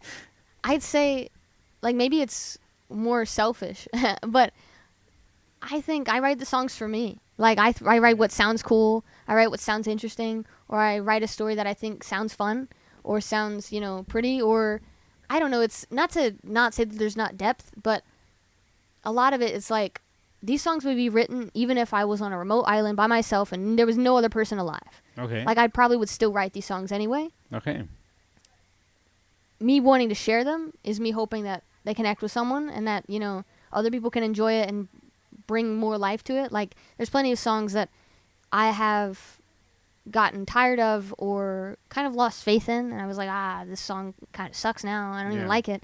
And then you play it, and then someone's like, oh, that was my favorite song that you played. yeah. And you're like, that was my least favorite song out of the whole set, and you What liked does that that feel one. like? Because like you have like I mean, Eternity obviously resonated with so many local artists that it was covered 4 times at Yeah. the last TFW covers others. So like, what does that feel like? Where like Sometimes it's wild because it's a song like I wouldn't expect people to like love. yeah, And so, like, a lot of times when I write songs, I think, oh, like, I like this song and I like how this sounds and I think it sounds cool, but most people probably won't like it. Most people probably won't think it sounds cool, and that's okay. Yeah. I'm cool with that. Like, I'm not trying to appeal to everyone. Mm-hmm. That's never been something that I do. No, I always say Rob Zombie has a famous saying this, like, write or do stuff for you, like, Yeah. not necessarily for the fans. Like, if they like it, they like it. Not, Yeah. If not, but Because like, at some point, if you're doing it for other people, then you lose the heart of it. yes, right. I do it for me, and so it's like, I hope people like it, but sometimes I don't expect them to. And so when they do, it's surprising. It's like, okay, that's really cool that, you know, this song that I wouldn't have thought a lot of people would enjoy is connecting with people. Or, you know, if they tell me like, oh, this is like song really, you know, I felt that deeply, or, you know, it really connected to my heart. It's surprising for me because it's, you know, like I said, when you lose faith in the song or it's just kind of gotten old for you, you don't connect with it anymore. Like, you don't get that hit of dopamine when you play it anymore. Like, Yeah. it's when you first write a song, like, every time I first write a song, it's like, this is my new favorite song. Yep. And then after I play it for a couple months, it's like, okay, that's gone now. New favorite song. I need to write another song. Yeah. And so maybe that's why I'm always writing songs, because I get tired of the old ones. Yeah. And then when you play them for someone, it's like, oh, you just breathed new life into it. Like, I believe in it again, Yeah. and I'm excited about it again. It's like when you have a favorite movie, and then you finally, like, you're like, okay, let me get my best friend needs to watch this with me. And, like, you're watching Yeah. your friend watch it the Yeah, whole time. Oh my God, yes. And you're, like, experiencing. I know exactly. It's what like you're you get talking to experience it about. for the first time I feel again. cringy right now thinking about it. Yeah. But it's like you experience it again through them. Yeah, And yeah. that's why, like, you do it. You're like, okay, like, you know, I get to see someone else be surprised. It's like at some point I can't be surprised anymore because I Yeah. know how the story goes. But seeing someone else get surprised or, you know, Yeah. feel joy from it, it's like, okay, that's making it new again for me. Right. When was the first time someone came to you and said, "Oh, this song really resonates with me for this and that," and you were like, "What?" Like, okay. There was never a time that I'm just like, I mean, but like you didn't expect it to like hit somebody like that. Yeah. You know what I mean? I guess it would have to be a time that it's like, because like usually when I play it for a friend, Mm-hmm. it's more personal, and it's like, oh, we're just having a conversation. That's so funny you mentioned that. I have a song that's like that. Oh, And yeah? they probably hate me for that, because I'm like, oh, No way. let's interrupt this conversation real quick so I can pull out this guitar and play you the song. That's so cool. So usually it's like I show them the song because I think they'll like it. Mm-hmm. But when it's like a show, you know, you're just playing out into a crowd of people and you don't know Right. any of these people or what they're going through or how they're gonna feel. I did like a little town talent show thing in my hometown, Okay. maybe a couple years ago, and I played a song there, and that was really cool. Like seeing people, cause like I played that song in my hometown, knowing that Which one? it was hold on, which song did I play? It was a song that you really like, Happy New Year. Sweet Innocent. Okay. That one. Yeah. At least you told me you liked it. Maybe you lied to me. Whatever. I played that one, and it's a style of song. Like I said, I don't expect most people in my hometown to like or listen to, because you know, very upbeat or more country or more, you know, maybe more rock if they're older. But like that's Yeah, about yeah. the style I expect them to like. But then I played it, and I had quite a few people come up to me afterwards and were like, "Oh, like is this song out? Like I love that song. Like, you know, so pretty. It's, you know, so relatable to me." And for me, I was like, "Oh, that's surprising. Like that's Yeah. really cool." And it made me realize, okay, I need to put my songs out there because I'm tired of people being like, "When's the song coming out?" And I'm like, I don't know. Nice. So do you have a sort of rule maybe of like maybe you don't want to ever put something like kind of like personal out? I don't. Like or There are some stuff. like maybe like, you know, loosely, Yeah, but there- like not there's like some stuff that I'm like like, everybody else has, like, you know, like this is about this thing happened and this Yeah. person and, you know.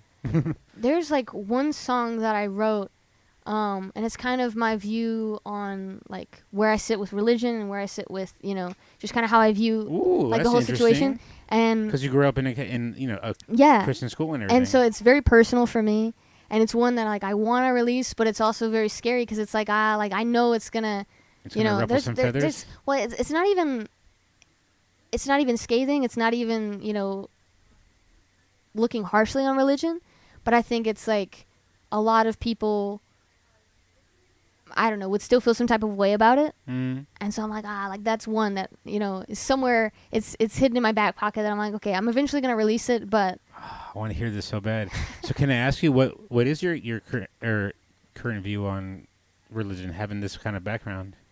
I mean, for me, If you want, Yeah. feel free to be like, nope. Next question. You know, I mean, it's all it's good. it's good. I guess a lot of it is that I'm still kind of discovering it. Like Yeah. I'm still, for me, I want it to be, I believe in something because I believe in something, not because I grew up there. Like, if I grew up in Japan, if I grew up in Afghanistan, if I grew up here, would I still have the same belief on this religion? Right. Would I still, is it so true and so like solid that even me growing up in a completely different place, being taught something completely different, would I still believe this? And for me, Wow. it has to withstand that test.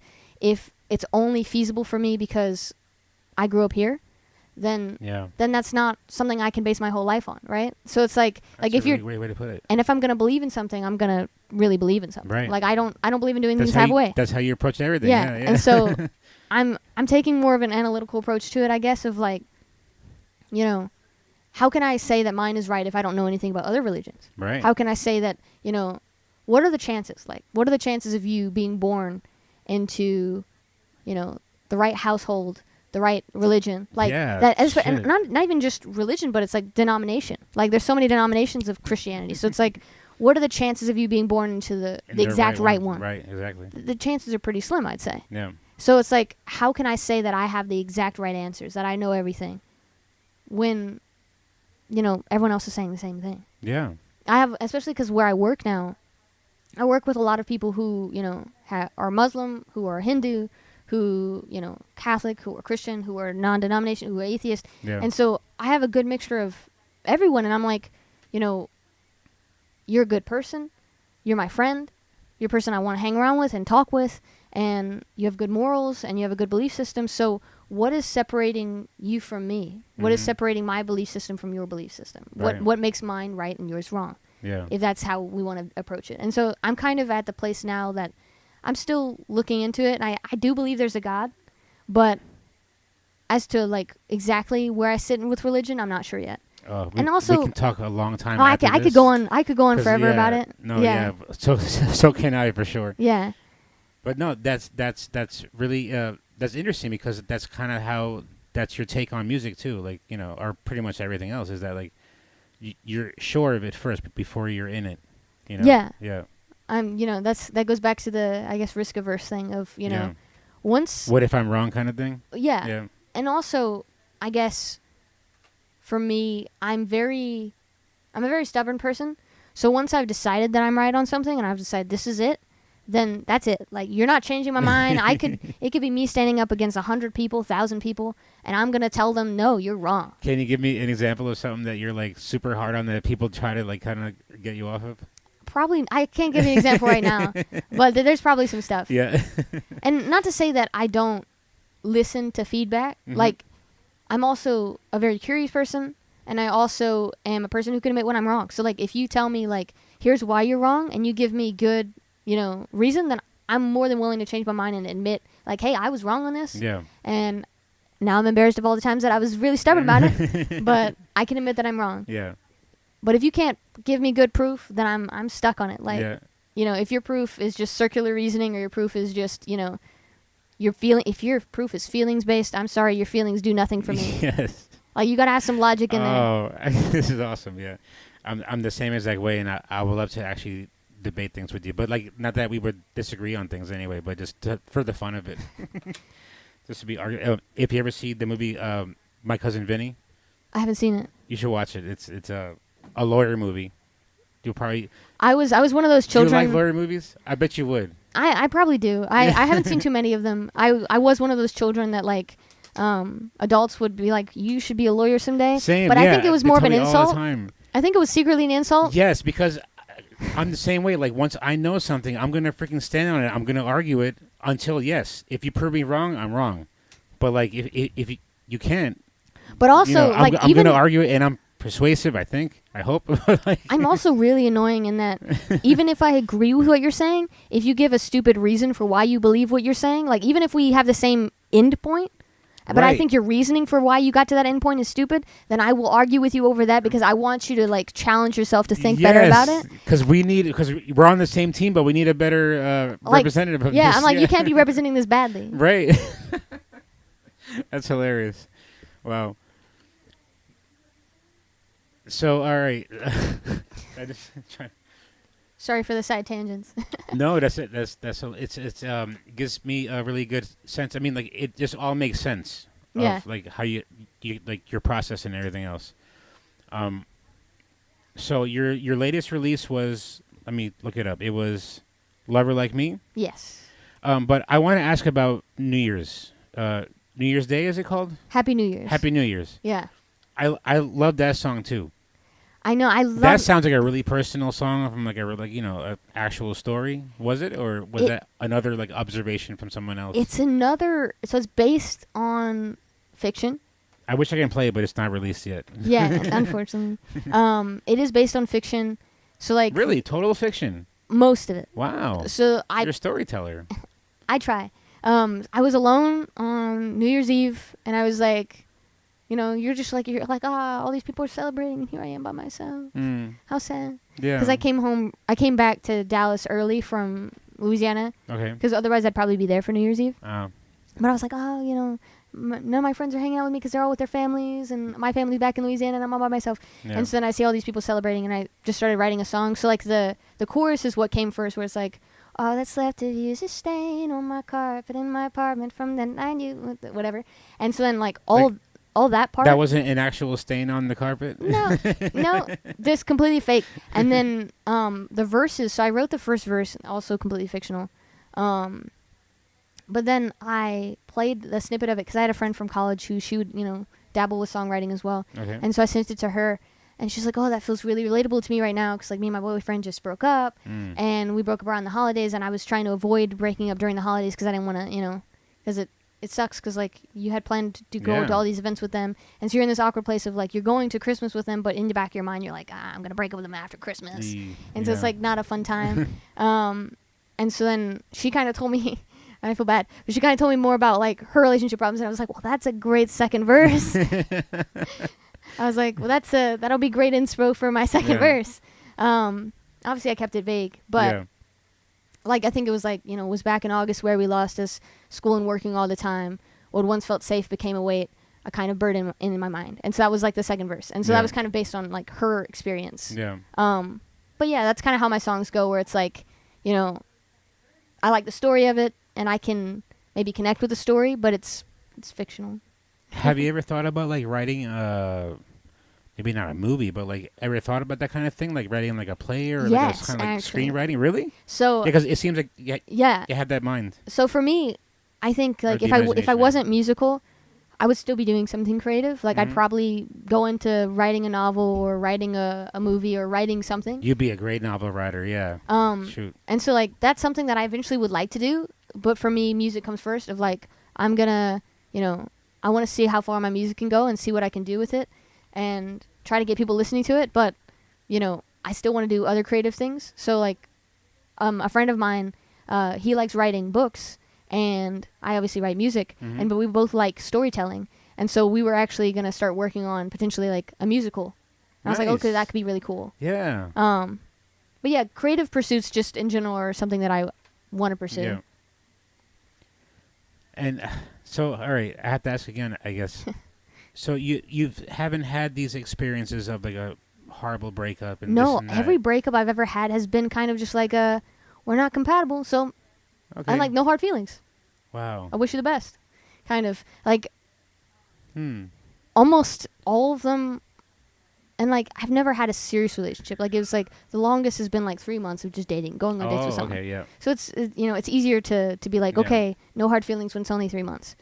Do you think that's kind of a similar thing about like if we're not going to do this right, we're not going to do it kind of thing? Yeah. And I think that's part of it is that I don't waste time. Yeah. So I'm like, I don't want to waste your time. I don't want you to waste my time. I go into dating the same way I go into everything else of like, I'm not going to waste time, and I know what I want, and I know how I want this to go. And if I see that it's not going in that direction, then it's no need for hard feelings. Just end it here. Nice. So for the most part, it's always been a very amicable, peaceful kind of way to go about things, which doesn't make for good songwriting. It's really poor songwriting, actually, because it's like, who wants to hear a song of like, you were cool, but not what I'm looking for, like, and then that's it. Bob Dylan's "Ain't No Use" was a very famous song. This is basically saying, "You're cool, but I don't like you, and don't find me later." But mine aren't even that harsh. Like it's just like, you know, No, they're not. wish no. you the best. Like, Yeah. you know. But that's a great take, and something that's probably not so common in, I guess, that genre, if you want to put it like the kind of breakup music. Yeah. You know, like, That's why I kind of like. I want the songs I make to be more nuanced in that way of like, most of the time, trying to put a twist on it. So like, I Love Her Like Me, I did sort of similar where it's fictional. So I came up with, you know, the whole like. because that's not, No Hard Feelings. That's like That one's you're never gonna find someone like me. So Yeah. fuck off. But it's not even saying that actually. So like the first verse can make it sound like that, where it's like, you know, darling, I hear you dreaming, whatever. Yeah. So like that's where it came first, where it's this idea of like, oh, here's this person like who's still stuck on you and they won't admit it, and Yeah. they're like, it's completely fictional. And then it was like, you know, you can say whatever you like, whatever. And so then like the chorus comes, where it's basically saying like, you're never gonna find someone like me, and you're always gonna want to find someone like me. Right. But then I was like, how should I change this? Because I always want to add a bit of vulnerability to the song, to where it's not completely like, oh, you were all wrong. Like every song I make, I try to. There we go. Yeah, every song I make, I try to add like if you could go forward to the second verse. Oh, it's Spotify. It won't let me. Oh. It's the free Shame. Spotify version. Shame. But yeah, so like all this was fictional, and then when it gets to the second verse, I was like, well, I don't want to always paint it like it's all on you, right? And that's when I have a part where I say like, what do I say? It's hard for me to think what I say when I'm hearing the other lyrics. Basically, I say something like, you're not alone in this. Like, I'm also feeling these things, and I'm also kind of stuck in this relationship too, but I'm admitting it. You're the one that's not admitting it. Right. And so, like, every time I write a song, I try to twist it on its head to where it's not just, oh, you were all wrong and I was all The right. typical, yeah. That's a big deal for me, that every song I write, I try to, like, add some kind of twist to it of, like, here's me admitting some vulnerability, here's me admitting some fault, or here's me admitting. It's a real truth, yeah. Yeah. Yeah, people a truth that people don't want to, usually face don't want to sometimes. face, yeah. Yeah. And it's like, that's, I think, what I try to differentiate with my songs than maybe like most songs that are like that in that genre, and that I try to make sure I say like, here's the vulnerable part that no one likes to mention. Mm-hmm. Here's me being real for a second. And so even though it's not obviously real to my life, that is a thing where it's like, the real situation would be that person is writing this song because they obviously are still in it too. Right. Yeah. That's freaking brilliant. But it's so interesting that this is all hypothetical stuff. But the 4 songs that you have here, they're about relationships, right? Well, Old Friends is about a friend. Eternity in Right. My Mind is actually about a friend. Yeah. Golden Age actually is just about the thing that I was talking about earlier of just being young and feeling like, here's all these things you want to achieve, but you're not sure you're going to get it, and feeling like, you had these expectations for your youth and you want to make sure that you reach them, but you're not sure if you're going to. Yeah. Kind of the bittersweet. Well, I guess the reason I brought that up because I was kind of curious is like, so I was talking with OB yesterday, and we had a little portion where we were talking about how like music has this kind of way of like, even like being mathematical, where you can kind of bring things like, you can like have certain chords to bring certain emotions out and stuff like that. And for him is that he really enjoys bringing that emotion out in people. So like, I guess kind of back to that question, it's kind of like, do you see a sort of purpose in your music to like help people kind of like make understandings of their relationship crap? Or which is kind of interesting because you're not experiencing it. You're just like seeing it from them. It's like saying, this is my perspective, and maybe like look at from the outsider's point of view. Maybe that'll help you, kind of thing. Yeah, I mean, some stuff it's like, yeah. Or is it just like storytelling? It's like it's just a lot of it's the human experience, and I'm just gonna come up with stories about it. A lot of it's just storytelling for me, and wanting. It's kind of like, why does a person write a book?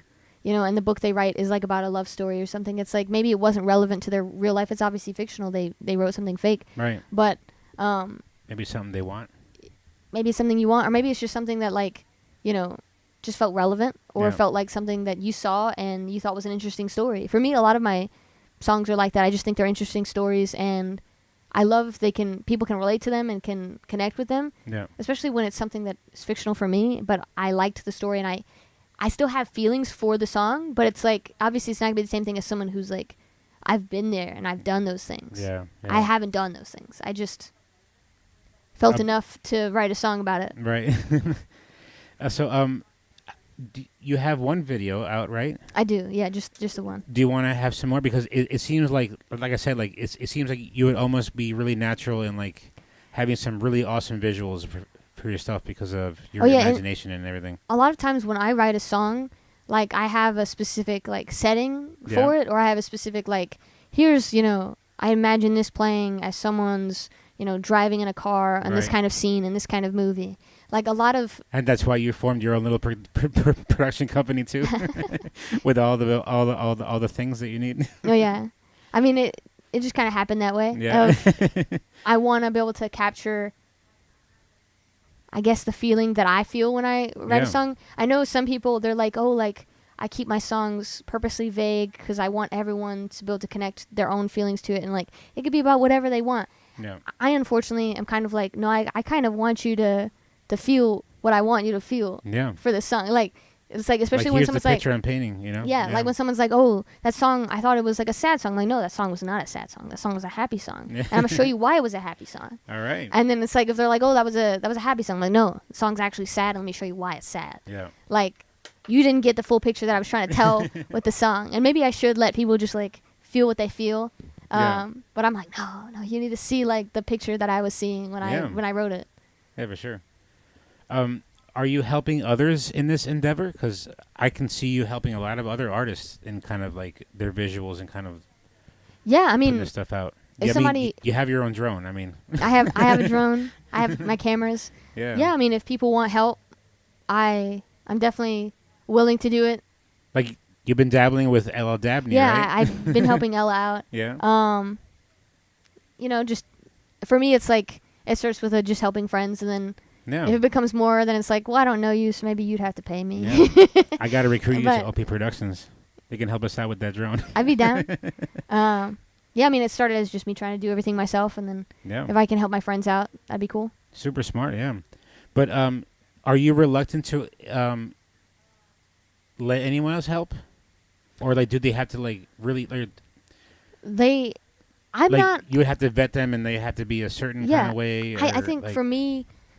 Part of why I don't like asking friends for help for things, I don't mind doing it for other people, but I struggle with asking friends to help with things, and I have this tendency to just like want to pay people for things and just be like, okay, like I have friends who are photographers, but I'm gonna go pay someone to be a photographer because I want someone who I know can take criticism well. Because if I have a picture in my head and I want it to be this way, I want to be able to straight up tell you, well, that's not what I'm looking for. Mm-hmm. Like, let's do it a different way, and I don't want someone to take it personally. Okay. And also, a lot of people, not to bash on my fellow musicians, and I was late to this, so I can't say anything, but musicians are chaotic, they're a mess, they're never on time. And so it's really hard to, like, especially when you're asking someone for a favor, to be like, okay, like, I want to release this song, next month, I have this plan, I have, all these things set. Right. I need you to come record guitar on my song. It's really hard to just ask a favor of someone and then be like, hey, you weren't on time. I need it by this weekend. Right. Like, and they're like, oh, well, I'm busy. I have this gig. And you can't be like, hey, you schedule something with me first. Cancel your gig so you can come do this thing that you scheduled with me. Like, obviously, if you're asking for a favor. And so I guess for me, like, working with other people, it's like you have to be willing to take some criticism. And you have to be willing to, like, be honest with yourself and honest with, like, if something is good, like I can admit, like, if I create something, I'm like, okay, I took this picture and it was trash. It was a bad picture. Yeah. I will do better. Yeah. Or I'll be like, oh, I can honestly say, like, I know why that wasn't good and I can see that it wasn't good. If someone's just, like, doesn't want to admit they did wrong or, like, doesn't want to see that they did wrong or is scared to grow, I guess, because, like, they are just scared to do the wrong thing. I think that's like if there's one word to describe you is growth. That's like what you're really concerned about. Yeah. Yeah. I mean, I want to like be even in other people, Yeah. I want things to be as close to perfect as they possibly can, and that is in myself. That is in other people. Yeah. That is in everything. I hold myself to a really high standard. I hold everyone to a really high standard, unfortunately, whether they like it or not. And so when it's like, if you're my friend and this is a friend thing, then that's a different vibe. But if like now it's like this is about my music or this is about like something I'm taking seriously, then it's like this is not a friend hangout. I'm here to do this one specific thing.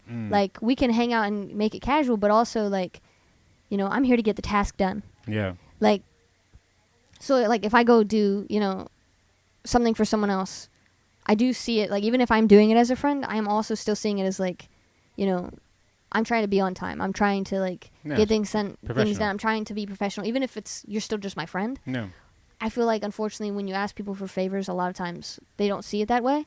Yeah. And they're very casual and chill with it because they're like, oh, I'm just helping you out. Whereas like I want to take this thing seriously, you know, and so it is hard for me to accept help from other people for that reason. Yeah.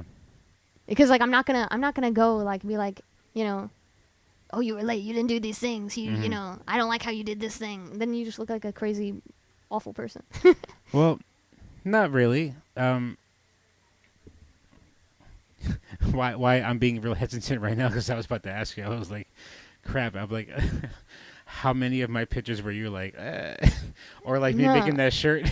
No, I super appreciate it. I like, and that's another thing too of like, because I don't like anything, I don't expect anything from my friends. Like I think maybe some people expect like, okay, you know, if you can play guitar and you're my friend, then why aren't you helping me?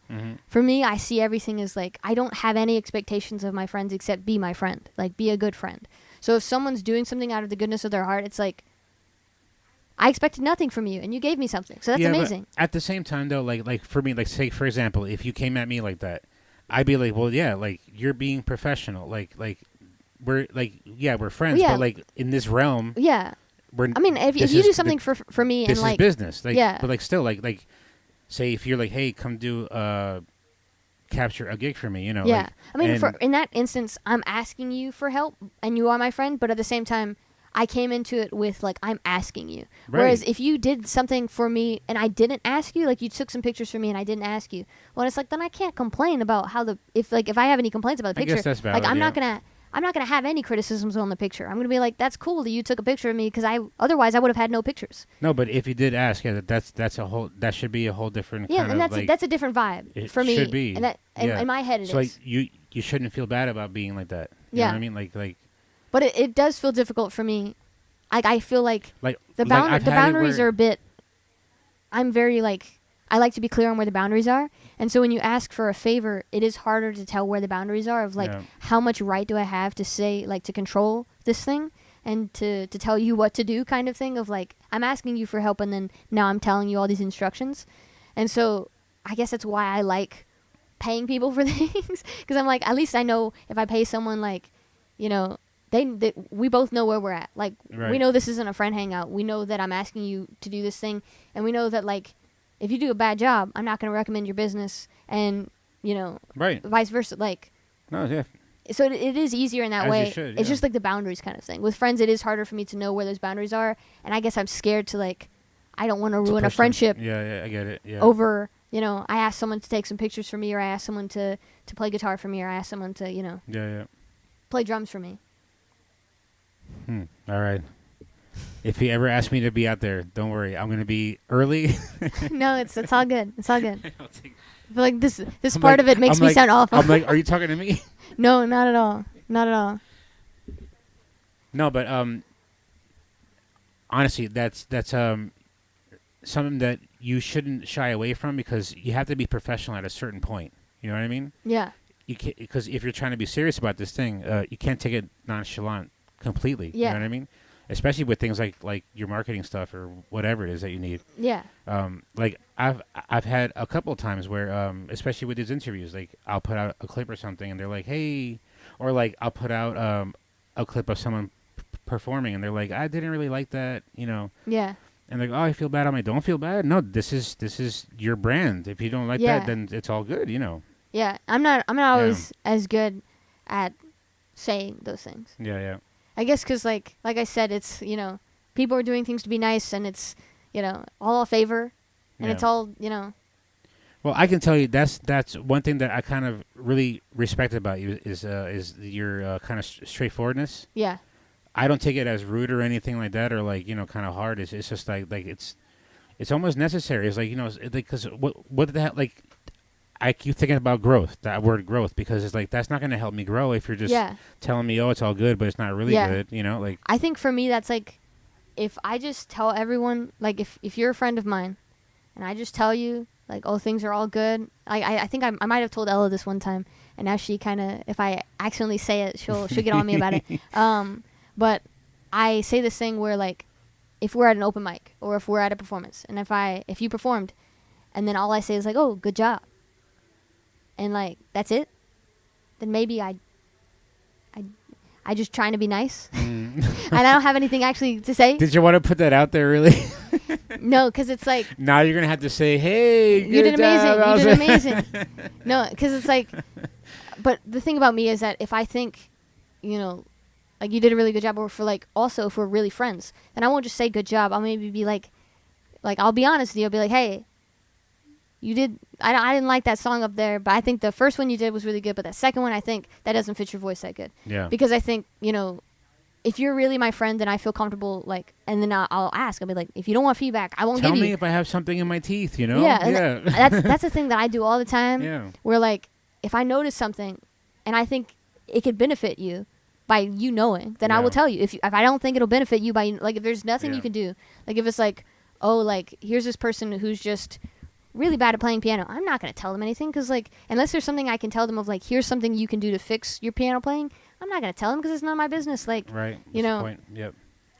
And if you're my friend, maybe I'd say something. Yeah. But that's like if we're like close friends. That's so funny. Yeah. This reminds me so much of the conversations we have on the soccer field, or we used to have conversations.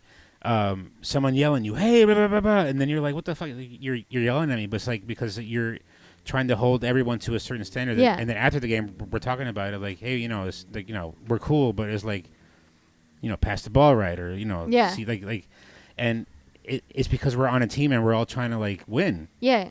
So. And so even though like that's music what you're doing, is more solo, it's still. You're doing that because you want them to grow, like you want them to get better. It's not because, oh, look at me and I know what I'm doing, and I mean, whatever. half the time it's like I don't. It might be something that it's like, here's a critique I have of you. I also have that same critique of myself. I also struggle to do that. Yeah. But here's the thing I noticed. I'm actively working on trying to fix it on myself. I don't know if you noticed it. Yeah. That you're doing that thing. Yeah. That I think that you need to work on, that I'm also trying to work on. Yeah. And so it's like, it's not always like a, here's a place that I know what I'm talking about. It's like a, I observe a lot of things. I spend a lot of time, maybe more time than I should, being quiet and just observing things.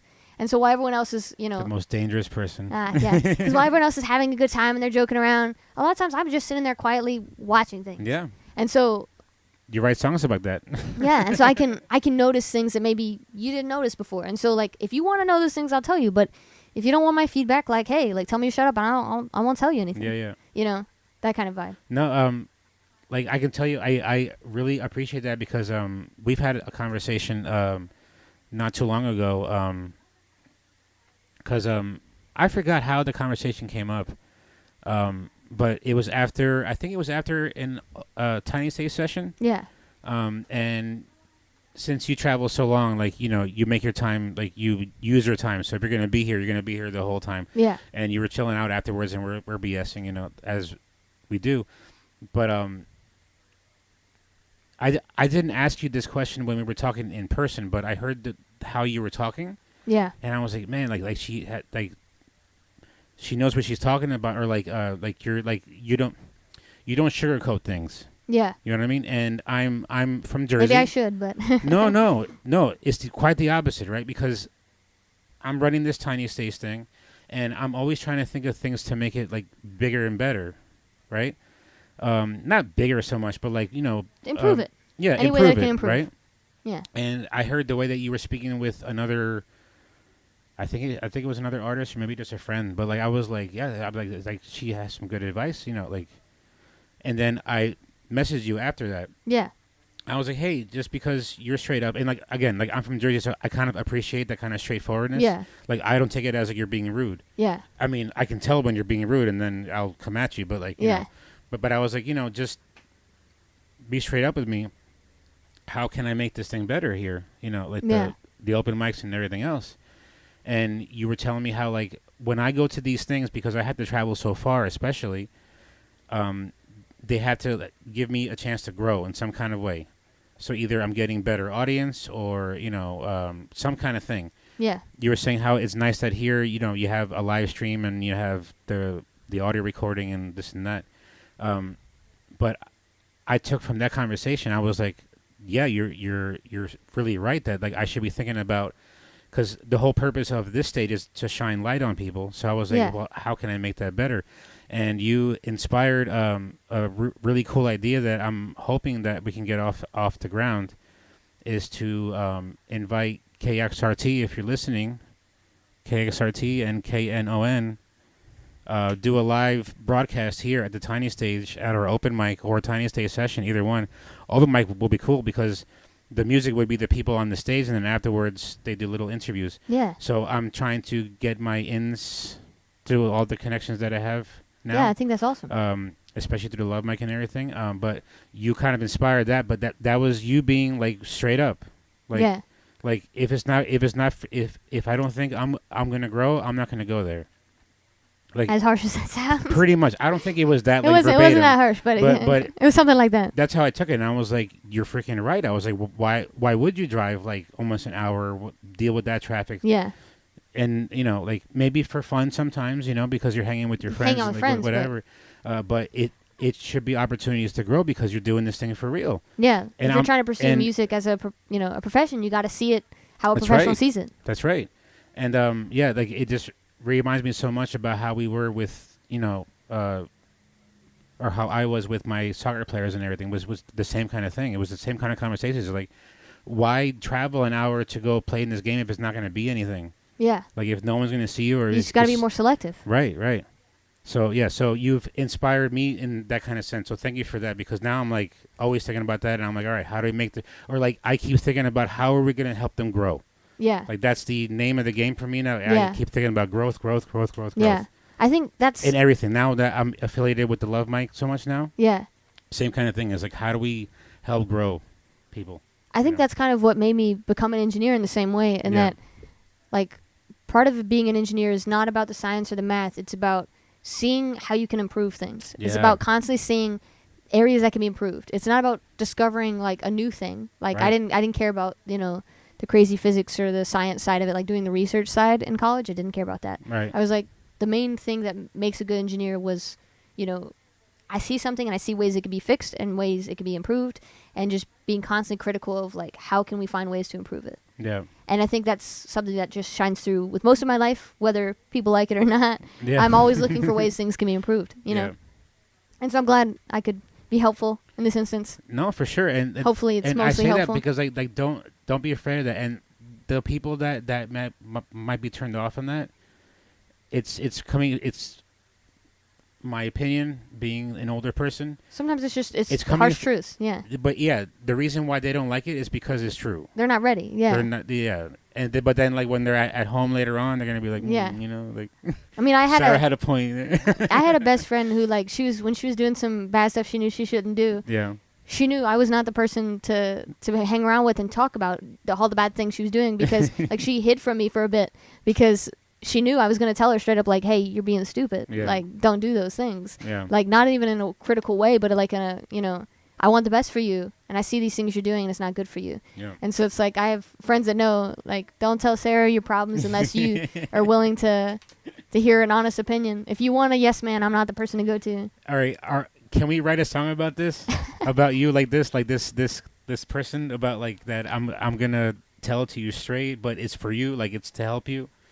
I could definitely. I might have a couple. There should be an album called Growth. That is all songs about just like this kind of thing, about like the observations that you were just trying to give advice for because they're being stupid, Yeah. That's It'll be fifth unnamed album. Yeah, right. The fifth unnamed album. If I can ever get the other few out. Yeah. All right. Shoot, 2 hours and 16 minutes. Woof. I knew it was going to be a long talk. Well, I guess, are you working on anything kind of in the future that we can look forward to? Or yeah, I have gigs and things or releases? I'll be in the Downtown Dallas Arts and Music Festival on the 12th. All right. Still don't know exact time yet. Nice. And I have a song that hopefully, well, it will be released sometime at the end of next month. What's it called? Hurt You No More. You might have heard it a couple times. Yeah. Nice. I'll be putting out some versions of it on social media so people can start preparing for the actual release. What do you do to kind of help market your stuff? Like, do you do lives and stuff, or no? No I time, should. huh? I should. Yeah. Is it not time, or is it? It's not time. Yeah. It's the perfectionist thing. It's alive. Aw. Alive is like I can't undo anything. I can't, same. I mean, I guess what? same thing is like this. Oh. If it sounds like trash, you can't rewind and redo it. I have to just. Someone's watching me, and also I think it's I get nervous when I feel like I'm being observed. What? Yeah. So like, it's. I mean, you're on stage. You're being observed. But I go in there and I like exclusively. Yeah, but you go in there and you're like, okay, I'm gonna play these songs. I'm gonna say these things about So these you're not songs. being observed. The music is being observed. Like you're kind Sort of. Yeah. I mean, and it's still me, but it's like, I'm not trying to go be a comedian up there. Mhm. I'm not trying to put all the attention on me. Like No, it's you're like, trying to be a it's like, musician. here's the songs. Yeah. Listen to the song. You don't even need to look at me. Listen to the song. Is that why after all of them you're like, Just like, thanks? thank you, and then I leave. I love it. Maybe I'll get better at saying something. But No, I think that's your brand. I freaking love that. You're like, yeah, thanks. yeah, Here's the next one. it's like here's another sad song. It's about something fake. Yeah. Hope it makes you sad. Yeah. So that one's coming out. You said April sometime? Yeah, end of April. We planning any kind of gigs around that, or? I'm gonna try. All right. The Tiny Stage is going to have a busking stage at the Deep Elm Arts Festival next weekend, Friday through Sunday.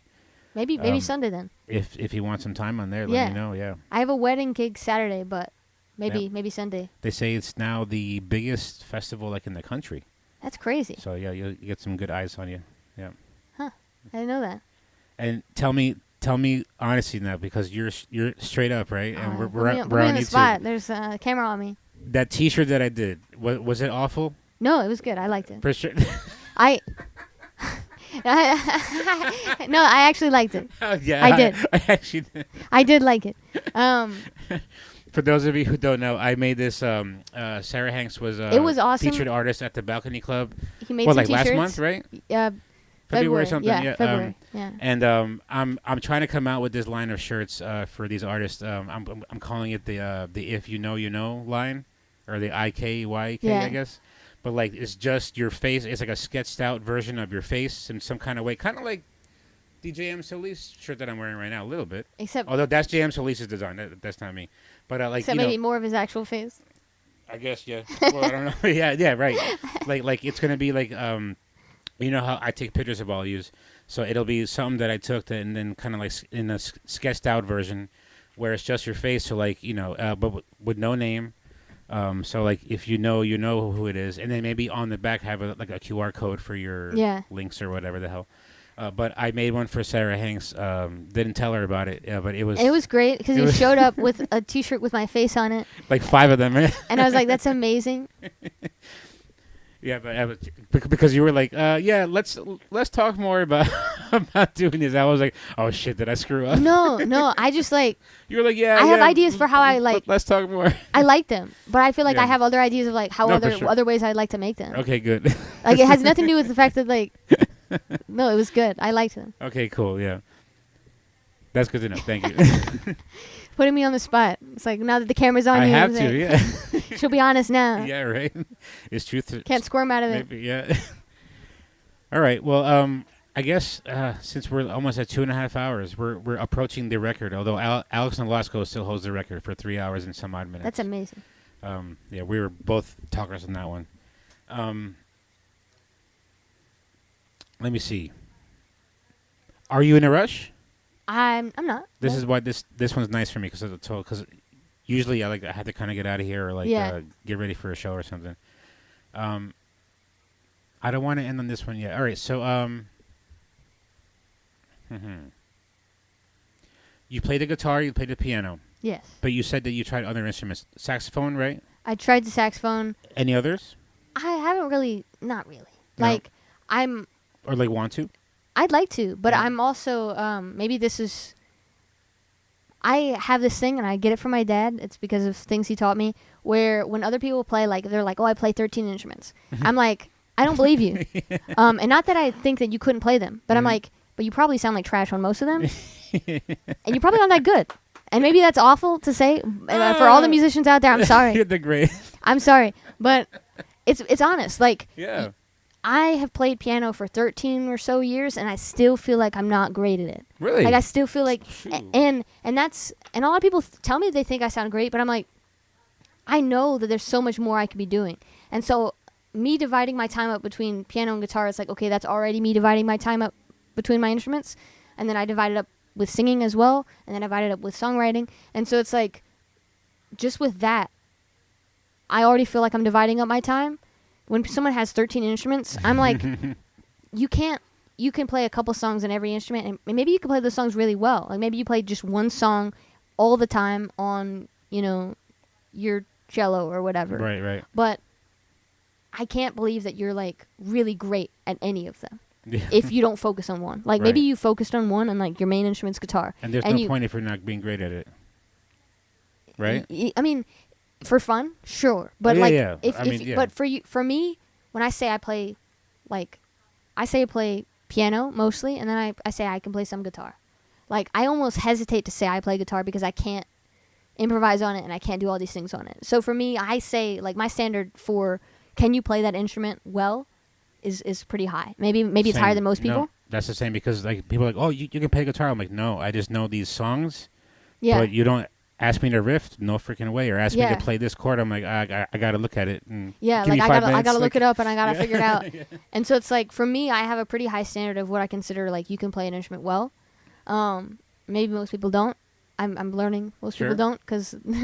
Is there one that you kind of want to get into in the future? I would love to. I would love to see with the harmonica for some reason. Maybe That's- I could do that's that. popping into Give me my head, I don't I'll know play why. Piano Man. Yeah. I'll learn Piano Man. And Oh, I'll that'd be play the so harmonica. sick. Maybe I'll do that. But harmonica is probably not too hard. I mean, there's probably people who do amazing with it, but like do some basics on it probably would be fine. Mhm. But an instrument I really love. Well, two instruments I'd really love to actually learn. One is cello. Cello has always been one that I'm like, I love to play the cello. Like, Really? I think it's one of the instruments that are like the closest to the human voice.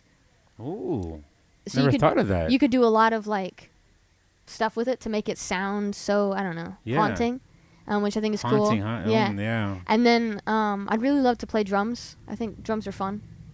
They're fun. Yep. Like I think I just enjoy it. I mean, piano's it's technically a percussive instrument, so you know I can. you gotta have some rhythm in there. That'd be so cool to see you play. Like, you'd be like a Phil Collins, where you like kind of make the whole Yeah. album. Like, you play the drums, you play the bass, you play the guitar, Yeah. you sing. Like I'd love that, but at the same time, like I said, I'd want the best, drum player, like drummer, to be on my album. I'd want the best bass player I can get. Like, I think that was Phil Collins too, but he was like, "I'm better than you, so shit, I'll just do it." yeah, I mean, if it works, Yeah. I still feel like I know too many talented people for me to be better Yeah. than them because they play it all the time, Yeah. So it's like that's the thing for people who play 13 instruments. I'm like, well, I know this one guy who all he plays is drums, and he's amazing at drums because that's all he does. I know Yeah. this guy who plays guitar, and all he plays is guitar, so he's amazing at it. Right. So it's like, it's hard for you to compete That when you're makes playing sense. 13. Yeah, for you know? sure. Do you want to eventually kind of form a full band? Oh, Or- for sure. I'm in the works of Yeah? of trying to. Yeah, your set at the Balcony Club kind of had a band. Yeah. I have a drummer and a guitar player. I'd eventually like to get a bass player. Yeah. I'm in the works of trying to get a bass player. Brandis Jackson. Sorry, had a cough. I have a couple people I'm talking to, Yeah. so we'll see what happens. I mean, it's just about timing and practice and. Yeah. I mean, And DFW is so location big. probably, right? Yeah, Because DFW you're- is so big. I mean, I don't mind driving. So like, where I'd probably practice would be like over closer, like Denton area and stuff like that. But because I think that's where most of the people are. But Most of the people are wait, in Denton. no. I mean, the bass player. I mean, not bass player. The drummer and the guitar player are closer to okay. that area. Yeah, got you. And a lot of people that I seem to meet that Yeah. play instruments seem to be over in that general direction. Yeah. Asian There's music I would joined a town. band once and they were like in Sherman, so like, I don't mind the drive, Yeah. but it's harder to get other people to be convinced Yeah. because it's like this is my project, I guess. Like, it's my songs that I wrote that I'm passionate about. Whereas, like, maybe it's like you're asking a bass player and they're like, I want to, they sound cool, but like, I don't care that much to drive that far. Yeah. It's like, that's fair. I get that. Yeah. And also, I have a decent car that's fairly new, so I can do those things. Whereas if someone has a car that's like really old, then Like it's like mine that can go like 10 miles. yeah, then it's harder to be like, hey, like you got to drive 45 minutes in this direction. Yeah. Like they're gonna be like, no, my car literally can't. Right. And unfortunately, musicians are not known for having lots of money to just throw around to Yeah, buy a right. new car, and Yeah. you know, And pay for all that gas too now, especially. yeah, gas is so expensive. Freaking crap. Let's not get started on that. But yeah, I'm trying to get the band together. Nice. To answer your question. Would you have a name for the band, or would it just be Sarah Hanks, like, and like kind of like John Mayer does, right? He's John Mayer, but he Yeah. has a band behind him. Yeah, I mean, I think ideally right now that's kind of where I'd be. Like, there was a point in time where I was trying to get like a band, and like it'd be, The Shanks? Come on. nah, It's a bad name. nah, No. not that one. That's just your alter ego? Maybe Yeah. whether I like it or That not. should be it. You should write some really harsh, like where you're like, I'm being so blunt and like How- I don't how care do how I- I sound, but it's the Shanks. My voice could never pull it off. Yes, you can. I've got like a Come on. sweet little girl voice. I've heard that. I've heard that gnarl. growl? Yeah, I've heard it. That's the most I can do. Yeah, that'd be cool. Think about it. I'll think about it. Maybe I'll some try it out. rapping or something. Like this is the Shanks. Like I think Beyonce has like a sort of alter ego Oh yeah, of this. I forget what she calls it, but yeah. I always find that kind of silly. I kind of judge that. yeah. All right. Let me. I guess finish with some of the fun questions Okay, that sometimes I'm I do. ready. All right. Have you collabed with any other DFW artists or want to that you haven't yet? Or I guess both. Have you collabed with any of them yet? Sort of. Yeah. We have a tendency to start a song and none of them are finished. Mm. When I first moved here, I did start writing a song with Haley Marie. Really? I always call her out because we never finished it.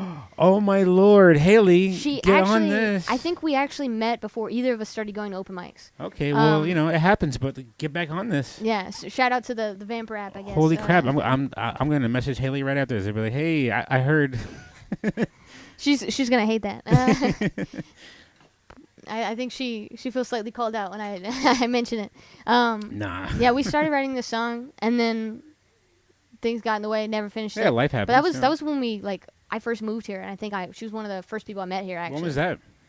2022. Okay. Yeah, before I think we even went to any open mics. Did you know her before? Or I met her through the Vamper app, just trying to find other the musicians. Vamper app? Yeah, it's like How cool! it's an app to just find other musicians. So I found her through that, and I was like, hey, let's meet up at this coffee shop.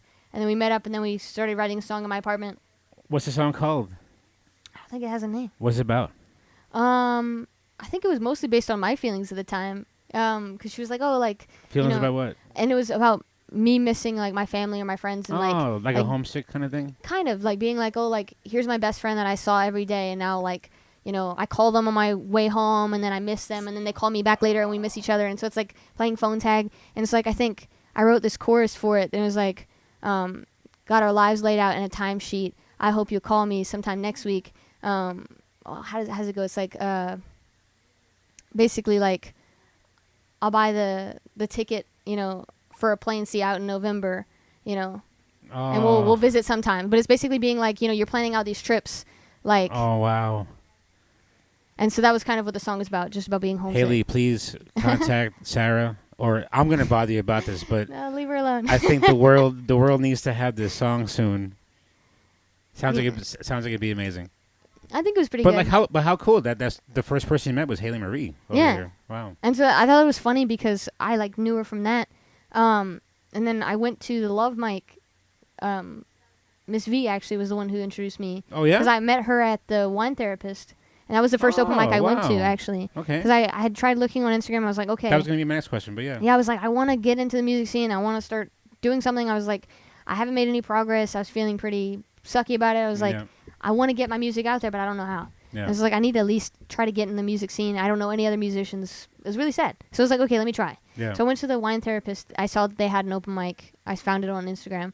So I went there, and then Ms. V was there, and she, just kind of took me under her wing like a lost little puppy. And then she was like, oh, there's another open mic that also goes on, the Love Mic at Sundown at Grenadines. And Nice. she took me, she's like, you can follow me. And I was like, this is great. Because, like, I don't know my way around. I don't know any place. Like, Yeah. you know, I don't even know where to park. And it always stresses me out. And so I just followed her. And so then we went there. Well, then we ended up showing up, like, at 10-something. And it was, like, the last song. And so they were like, oh, like, we end early now. Because Miss V didn't know. And so she was like, oh, they're like, but a couple of us are heading over to the Freeman. The Freeman, I was going to say, And so I yeah. was like, okay. So then she was like, you want to go to the Freeman? I was like, let's go. And so she took me to the Freeman. And that was when I met Jana and I met Zia Madra and like a bunch of other people there that night. And so that was kind of how I started going to the open mics. But when I was there, Miss V actually was talking to Jana. And she's like, oh, Sarah kind of reminds me of Haley Marie. And I was like, that name sounds familiar. Out of nowhere? Wow, that's so Yeah. crazy. Wow. I was like, that sounds familiar. I feel like I might have known that person. Yeah. And then I saw like maybe Jana repost something on the Love Mic page. And I was like, wait a minute, I do know that girl. Yeah. We met before. Have you guys talked or Talked about it? Or, Yeah. like, yeah, since like Yeah. No, I mean, I definitely like, we brought it up like are you friends right now or like you're just kind of like what, me and Haley? yeah. I mean, Like or you're just kind of acquaintances, I guess, or casual friends. Yeah. I don't know. but have you talked about maybe kind of revisiting the song? Oh, I've bugged her about it before. Yeah. We'll see if she All right. she picks it up. I don't want to be I don't like to bother people. Nope, I will for you. Don't worry. Because we need this. I need this. For me, I need this thing. That's so interesting. So you started going to the Love Mic. What was it when was that time around? Like, it wasn't that long ago. It wasn't that long Yeah. ago. It was probably last year sometime. I was really late to the game of going to the open mics. It Yeah. took me a long time. Because I met Haley like in 22, and then she started, I think, going to the open mics Yeah. shortly after that, whereas it took me like years. Mm. Well, shoot, whatever. Life happens. I know. I was like, man, Because I now, wish I would have found it earlier. now you're plugged in. I mean, Yeah, you've had a feature at the Balcony Club. Now you're with the Dallas Sounds busking program. Yeah. Right. doing that. And the People can spot me around. Downtown Dallas Arts Festival. That's what's going to be huge. Are there so I guess with playing the piano, do you feel it's kind of limited to where you can kind of play live? Like, or do you ever get kind of like places where like, because I know one time I was trying to help you get one gig and they were like, oh, we only do country or this or that. Like, you know, like they have the kind of like specific kind of genres or whatever. Yeah. Do you find that kind of difficult with your genre, I guess?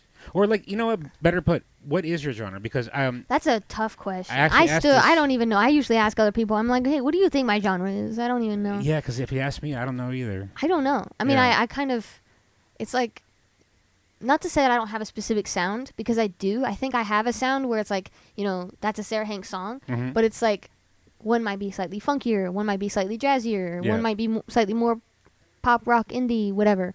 I kind of mix it up in that way. I guess like broadly indie, Yeah. like it definitely, you know, I don't think it's just pure pop or anything like that. Mhm. So probably just more indie, but like maybe like softer chill indie, you know, like it's Soft to chill indie, I like that. like, I don't know, something like that. Let's like- just make that genre right now. Soft to chill indie. If you look on Spotify, I'm sure they have some kind of, you know, like they have ridiculously specific genre names. I'm sure there is one for my type of music. I just Yeah. don't know the exact name. Yeah. But yeah. Yeah, so Getting I was gigs- asking that because I was talking with Pappy Check on Friday, and something kind of cool with him was that he came out here for our open mic. One of the few artists that has not come through the Love Mic through us, Yeah. or to here.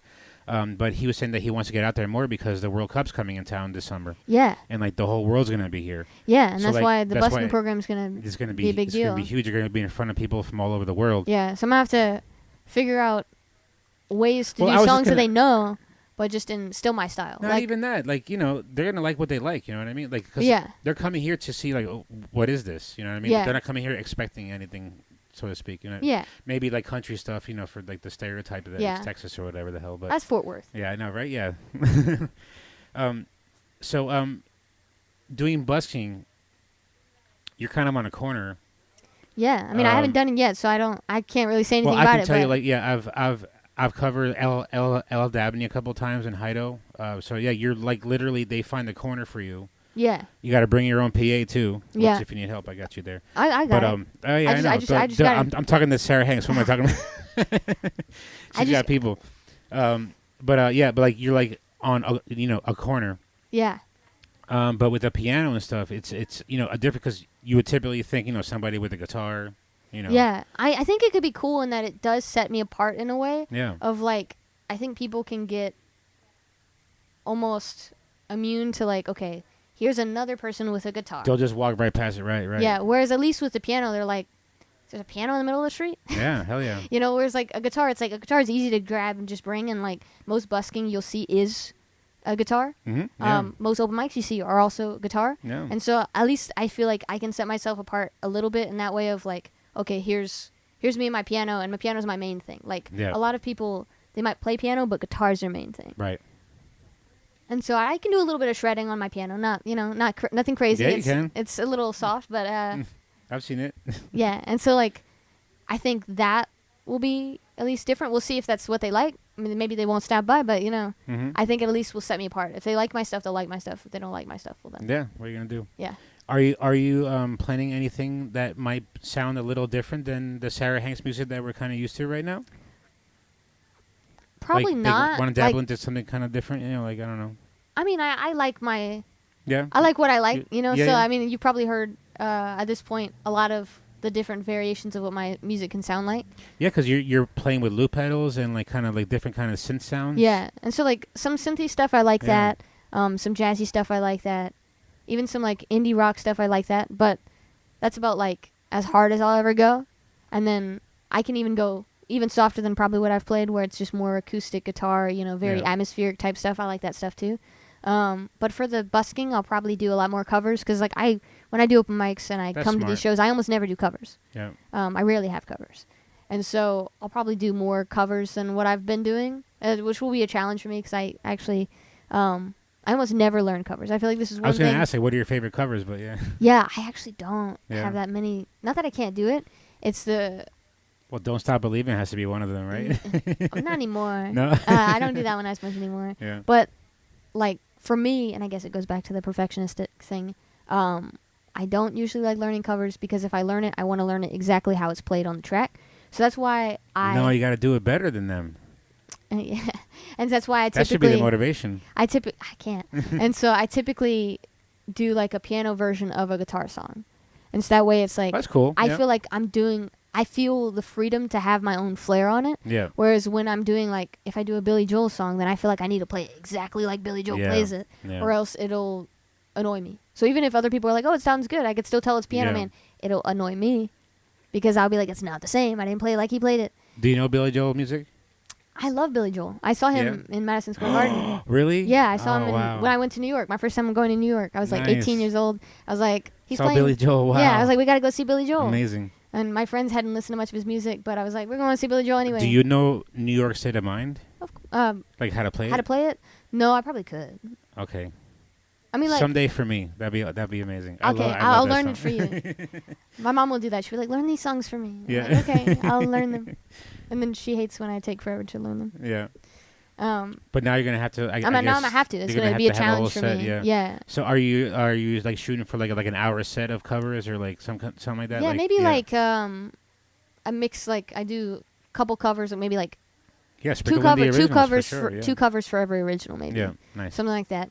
The originals though, it's like at the same time, I play an original, and then people are like, okay, like, is it out? Can we go listen to it? And if it's like, no, it's not, Yeah, yeah. then I don't know. Yeah. But I guess it's the same thing as playing a cover. Like the cover's like, you're hoping they like your voice, you're hoping they like your style, Right. and they follow you and they want to see what else you're doing. Right.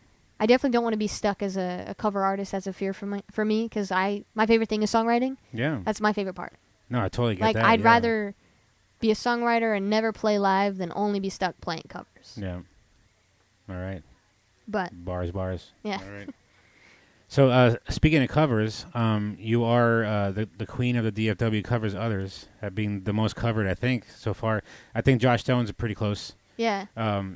But for Volume 4, are you planning anything? Don't tell me what it is because it's got to be secret, right? But When is it? On May 3rd. So you're probably not then. No, it was. No, I'm not But, because I will be out of town. I swear. Again? I swear, almost Oh, every geez, single, we're gonna have Sarah on FaceTime again. almost every single covers others. Yeah, I've what been the- out of town, and it's not on purpose. It's always like they're like, oh, here's the day it is, and I'm like, oh, like one of them I was at a Billie Eilish concert. The other one was my mom's birthday. Yeah. What's this one? This one I will be probably at like Yellowstone or something. Oh, that can wait. Come on. It's alright. The tickets Or are bought. do something from Yellowstone, just like live from Yellowstone. That'd be so cool. Okay. I'll be in the middle. I'll have to bring my guitar. Be in the middle of the Yeah. park. That'd- My parents are gonna be like, "What are you doing?" That'd be freaking great. We can have it live out here on the. Either that or I'll TV be on a somehow. train because me and my parents are taking like a train Yeah. tour to some national parks. All right, think about that. That'd be freaking sick. Okay, I'll try it. But like, would there be? I guess anyone. So since we're not going to see you, so you're not going to spoil anything. Who would you cover? I guess if you were going to be here, I don't know. I mean, like, or is that the similar kind of thing? Is like I don't want to cover somebody if I'm not going to do it. Like, well, kinda- it's not the. For covers others, it feels like the point of it actually is almost like, here, let me do my style of Exactly, your song. right. It's like completely different. So then it feels like, okay, like people aren't expecting me to play it the same way. I need to do it a different way. right. So for that one, I don't know. It's just about like what song I feel like I can do justice to, I think and it's I only like. fitting you should do a Haley Marie song, I could. right? I think it's all about too, like, if I ask, and so I'll be like, how many people are doing Haley Marie? And if it's like, oh, there's 5, well then it's like, she's got that. Let me try to find, maybe a song that people haven't heard, yeah. because like you wanna, like, I appreciate that a lot of people did my song, but I'm sure at the same time, I'm sure there were other artists who were like, man, another Sarah Hanks song, and like, you could have covered my song. I don't know.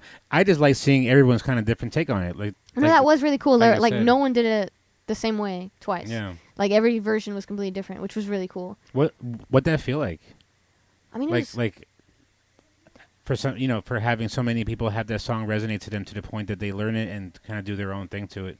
Because that takes some work. It's not just like, oh, I like this song. It's like I'm gonna learn all the lyrics. I'm gonna get the music. Yeah. I'm gonna like So like, what does that feel like? I mean, to be covered like that. feels like I'm on the right path. Like it feels Yeah. like I'm, like I think my songs are good. Like it's like I think, maybe it's an arrogance thing, or maybe it's a confidence thing, or maybe it's just my own way of viewing things. But I'm very optimistic, right? So like when I listen to my songs, I'm like, I think this song is big enough to be a hit. I think this song is big enough to be out there. I think the song is good enough when I Yep. compare it to other songs. And so I'm like, I love these songs and I believe in them and I believe in their worth and what they can do. And so it's like, when other people like it, it's like, Hey. okay, that's cool. Cause like, I was hoping that was the case. Yeah. But I feel like I could just be crazy. Yeah. Like, it's like, I might be the only person who loves this song, So but like, it's just validation that like you yeah, did it's like, something okay, good, yeah. finally I'm like, I must be doing something right if Yeah. people are recognizing that they like it and they want to play it and they want to cover it and they want to listen to it. Would you want to kind of return that sort of favor? Yeah, and so that's Yeah. like, you want, I guess, like to make sure, like it's like, no one wants to be picked last in kickball kind of thing. So it's like, Yeah. if no one else is getting their, like if 5 people are covering this one person's song, that means there's a bunch of other people who aren't getting their songs All right. covered. So just contact Austin and be like, all right, what does Yeah. it look like over here? Like, who's Yeah, not being covered? And that's Yeah. usually what I ask, because like Yeah. you also, like if I don't think the song is good, I'm not going to cover the song, Mhm. right? Like I'm only going to cover a song that I believe Well, in, that I sure. like, Yeah, right? yeah. Because like my preference is still there, but also I still want to try to like cover somebody who isn't being covered. Now if there's a song that I'm just like, look, I don't care how many people are covering this song, like Joshua Stone's new song that he had released, Read Your Mind. Read Your Mind. I loved that song, so I was like, I feel like I could do a really cool cover of it that could be completely different than his version, because I really love the song. I'm singing it all and the time. did it in less than 24 hours. Yeah, That was 'cause- awesome. And so like that was one that I was like, okay, I'm gonna do that one. And I had asked, and no one else was doing his song at the time. yeah. Mario ended up doing it as well. Yeah. And I think a couple others maybe. Yeah, but yeah. Well, I think that was the only Was it? Yeah. that was the only one. Yeah. Because I was keeping track. Yeah. I was like, am I the only one doing this one? Yeah. And then he came up after me and he did it. I was like, Nice. but yeah, so like you try to spread the love around. I mean, that's the point of the covers others, That's right? the point. Yeah, for sure. So yeah. it's like, you try to give it out to people who you recognize are good artists and you like their Yeah. songs and you want to give them their recognition that Yeah. you feel they deserve. Yeah, for sure. So I don't know who Well, I'd cover at this one. Like I said, it would just Yeah. depend on like, you know, who's being covered, what Yeah. songs, and then like it is hard because a lot of people don't have release songs. I have a feeling Grayson Wynn's Hurricane's going to be a big Oh, one. I'm sure. I'm sure it will. Yeah. I mean, I've seen it. It's already been covered a couple times by some randos on TikTok. Yeah, I saw there was one someone from Asia. I don't know where in Asia, but like just doing a just like the chorus part, I guess, but like Yeah. on the harp, Oh, that's cool. just like Yeah. plucking away. I was like, do you know her? She's like, no, it was like a random. You probably, know, I've seen holy crap, I've that's seen some crazy. random people cover a song, so you know. Yeah, that's nuts. It's gonna be the new eternity maybe for DFW covers others. Well, all right. I guess. All right. This question, I maybe asked it before. I don't remember, but is there anyone that you would want to collab with locally that you haven't yet?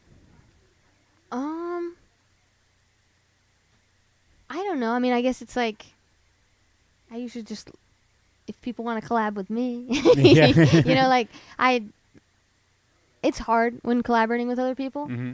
Because, like, I'd love to collaborate with other people, but at the same time, it's like, if they like my sound, and if they, you know, like, if they don't like my sound, then it's like, I don't want to collaborate just to collaborate.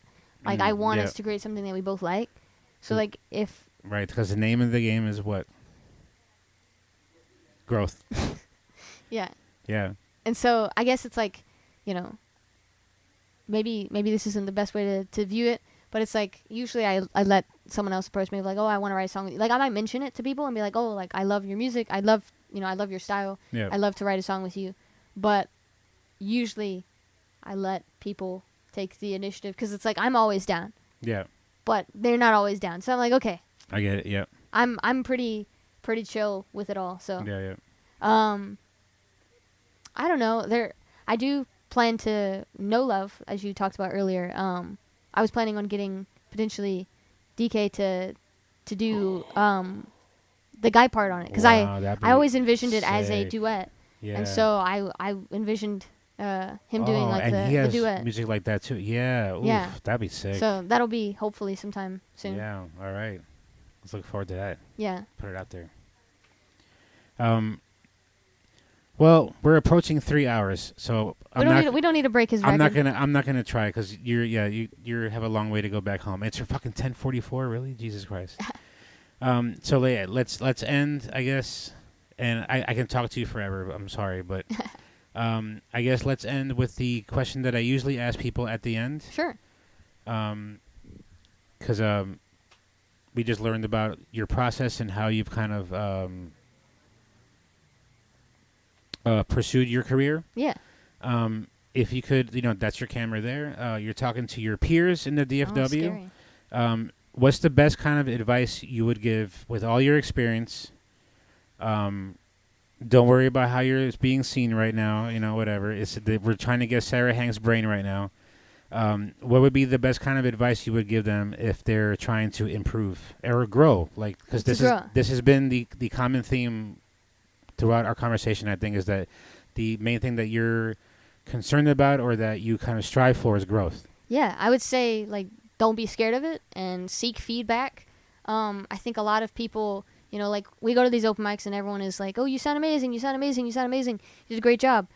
I think no one wants to, like even me. I'm not gonna go unprompted and give you feedback. But if someone comes up to me and is like, "Hey, like how can I grow? How can I be better? Like what's something you noticed?" People are noticing things even if they don't tell you, and so I try, and I'm still trying to seek feedback and ask people like, "Hey, what's something that I could work on? What's something that you think I could do better? What's, what was the best song I did so far? What's the worst song I did so far? What's, ways that I can keep getting better?" I think asking your peers, asking your friends, asking your family, like people that you believe can be honest with you. I think trying to surround yourself with honest people who you don't want to just be surrounded by yes men. You'll never grow. I think, I see so many singers out there who you can just tell their mama just tells them they're amazing all the time. Yeah. And you're like, someone needs to tell you that you got some work to do. Yeah. Like, I think that's the best way to grow. being surrounded by honest people and seeking it yourself, because no one wants to be the bad guy and tell you, the feedback, but they might have it. Yeah. So I think just being honest with yourself, being self-aware where you can grow, and seeking it. Just trying to always find ways to get better and not taking it personally. I think it's hard because I can feel that too sometimes of like, oh, like they told me that, it didn't sound as good as I thought it did, or, they found some areas that it wasn't perfect. And for me, obviously, the goal is always to be perfect. But I think sometimes you just got to, just take the hit and just see it as an opportunity to get better next time. Yeah. That's how you do that. It's almost like for some reason, I was envisioning a flower, bending itself to find the sun kind of thing. Yeah. Like, if that can be a metaphor, a nice metaphor for, something difficult, Yeah. Whatever it takes to grow. That's right. Sometimes it takes a piece of shit too, Yeah. All right, everybody. That was Tiny Talk number 29. Yeah, 29. With Sarah Hanks. Thank you all for joining us. Thank you, Sarah, for being here. Yeah, thanks for having me. Making the trip. And thank you, Teddy, for being such a good little boy. He's been chill. I think he's stressed, but yeah, right. We got to give him some water. Are there any? I think you mentioned some gigs coming up, or just kind of look out for the busking. Yeah, just look out for the busking. Just the busking program starts in April, so right. You'll see me around Dallas. Yep. Just come to Deep Ellum, come to the parks, and hopefully this summer too. Yeah, you'll see me around. Yeah. Come to the Downtown Dallas Music Festival. And at the Tiny Stage too. Oh yeah. Yeah, sometimes, hopefully.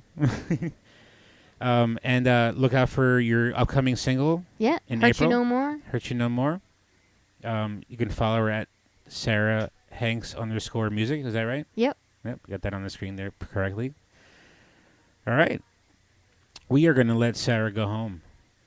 Thank you all for joining us. We'll be back next week, I believe, on the 1st. We have a couple of Tiny Talks. We have a special new artist. Haven't met yet, but they wanted to have a Tiny Talk, and I was like, okay, we'll give it a shot.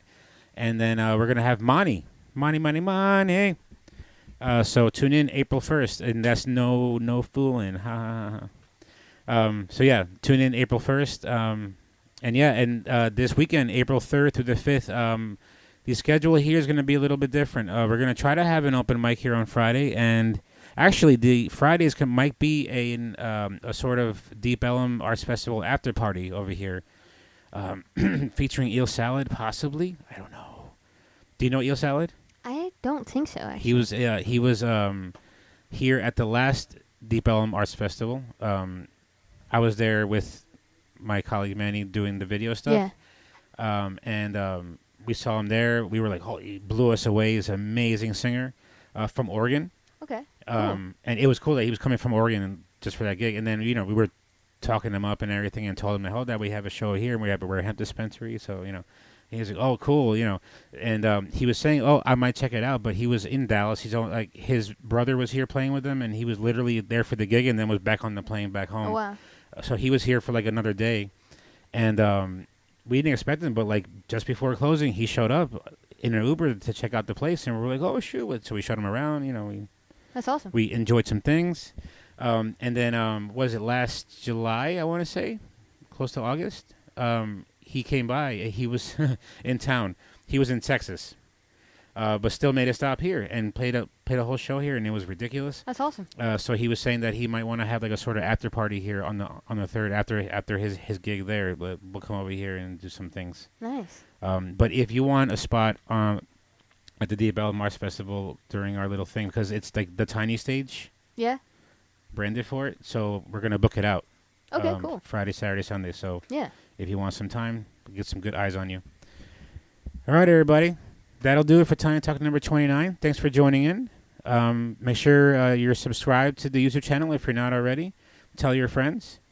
And make sure that you're following the Shanks, Sarah Hanks, Hanks as in Sarah Hanks, as I'd like to say, at, waiting for it to disappear, Sarah Hanks _music. All right, everybody. Thank you, Sarah, again. Thank you. Be safe. We will see yous.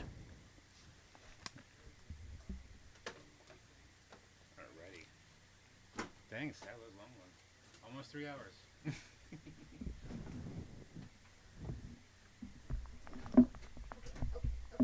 tangled.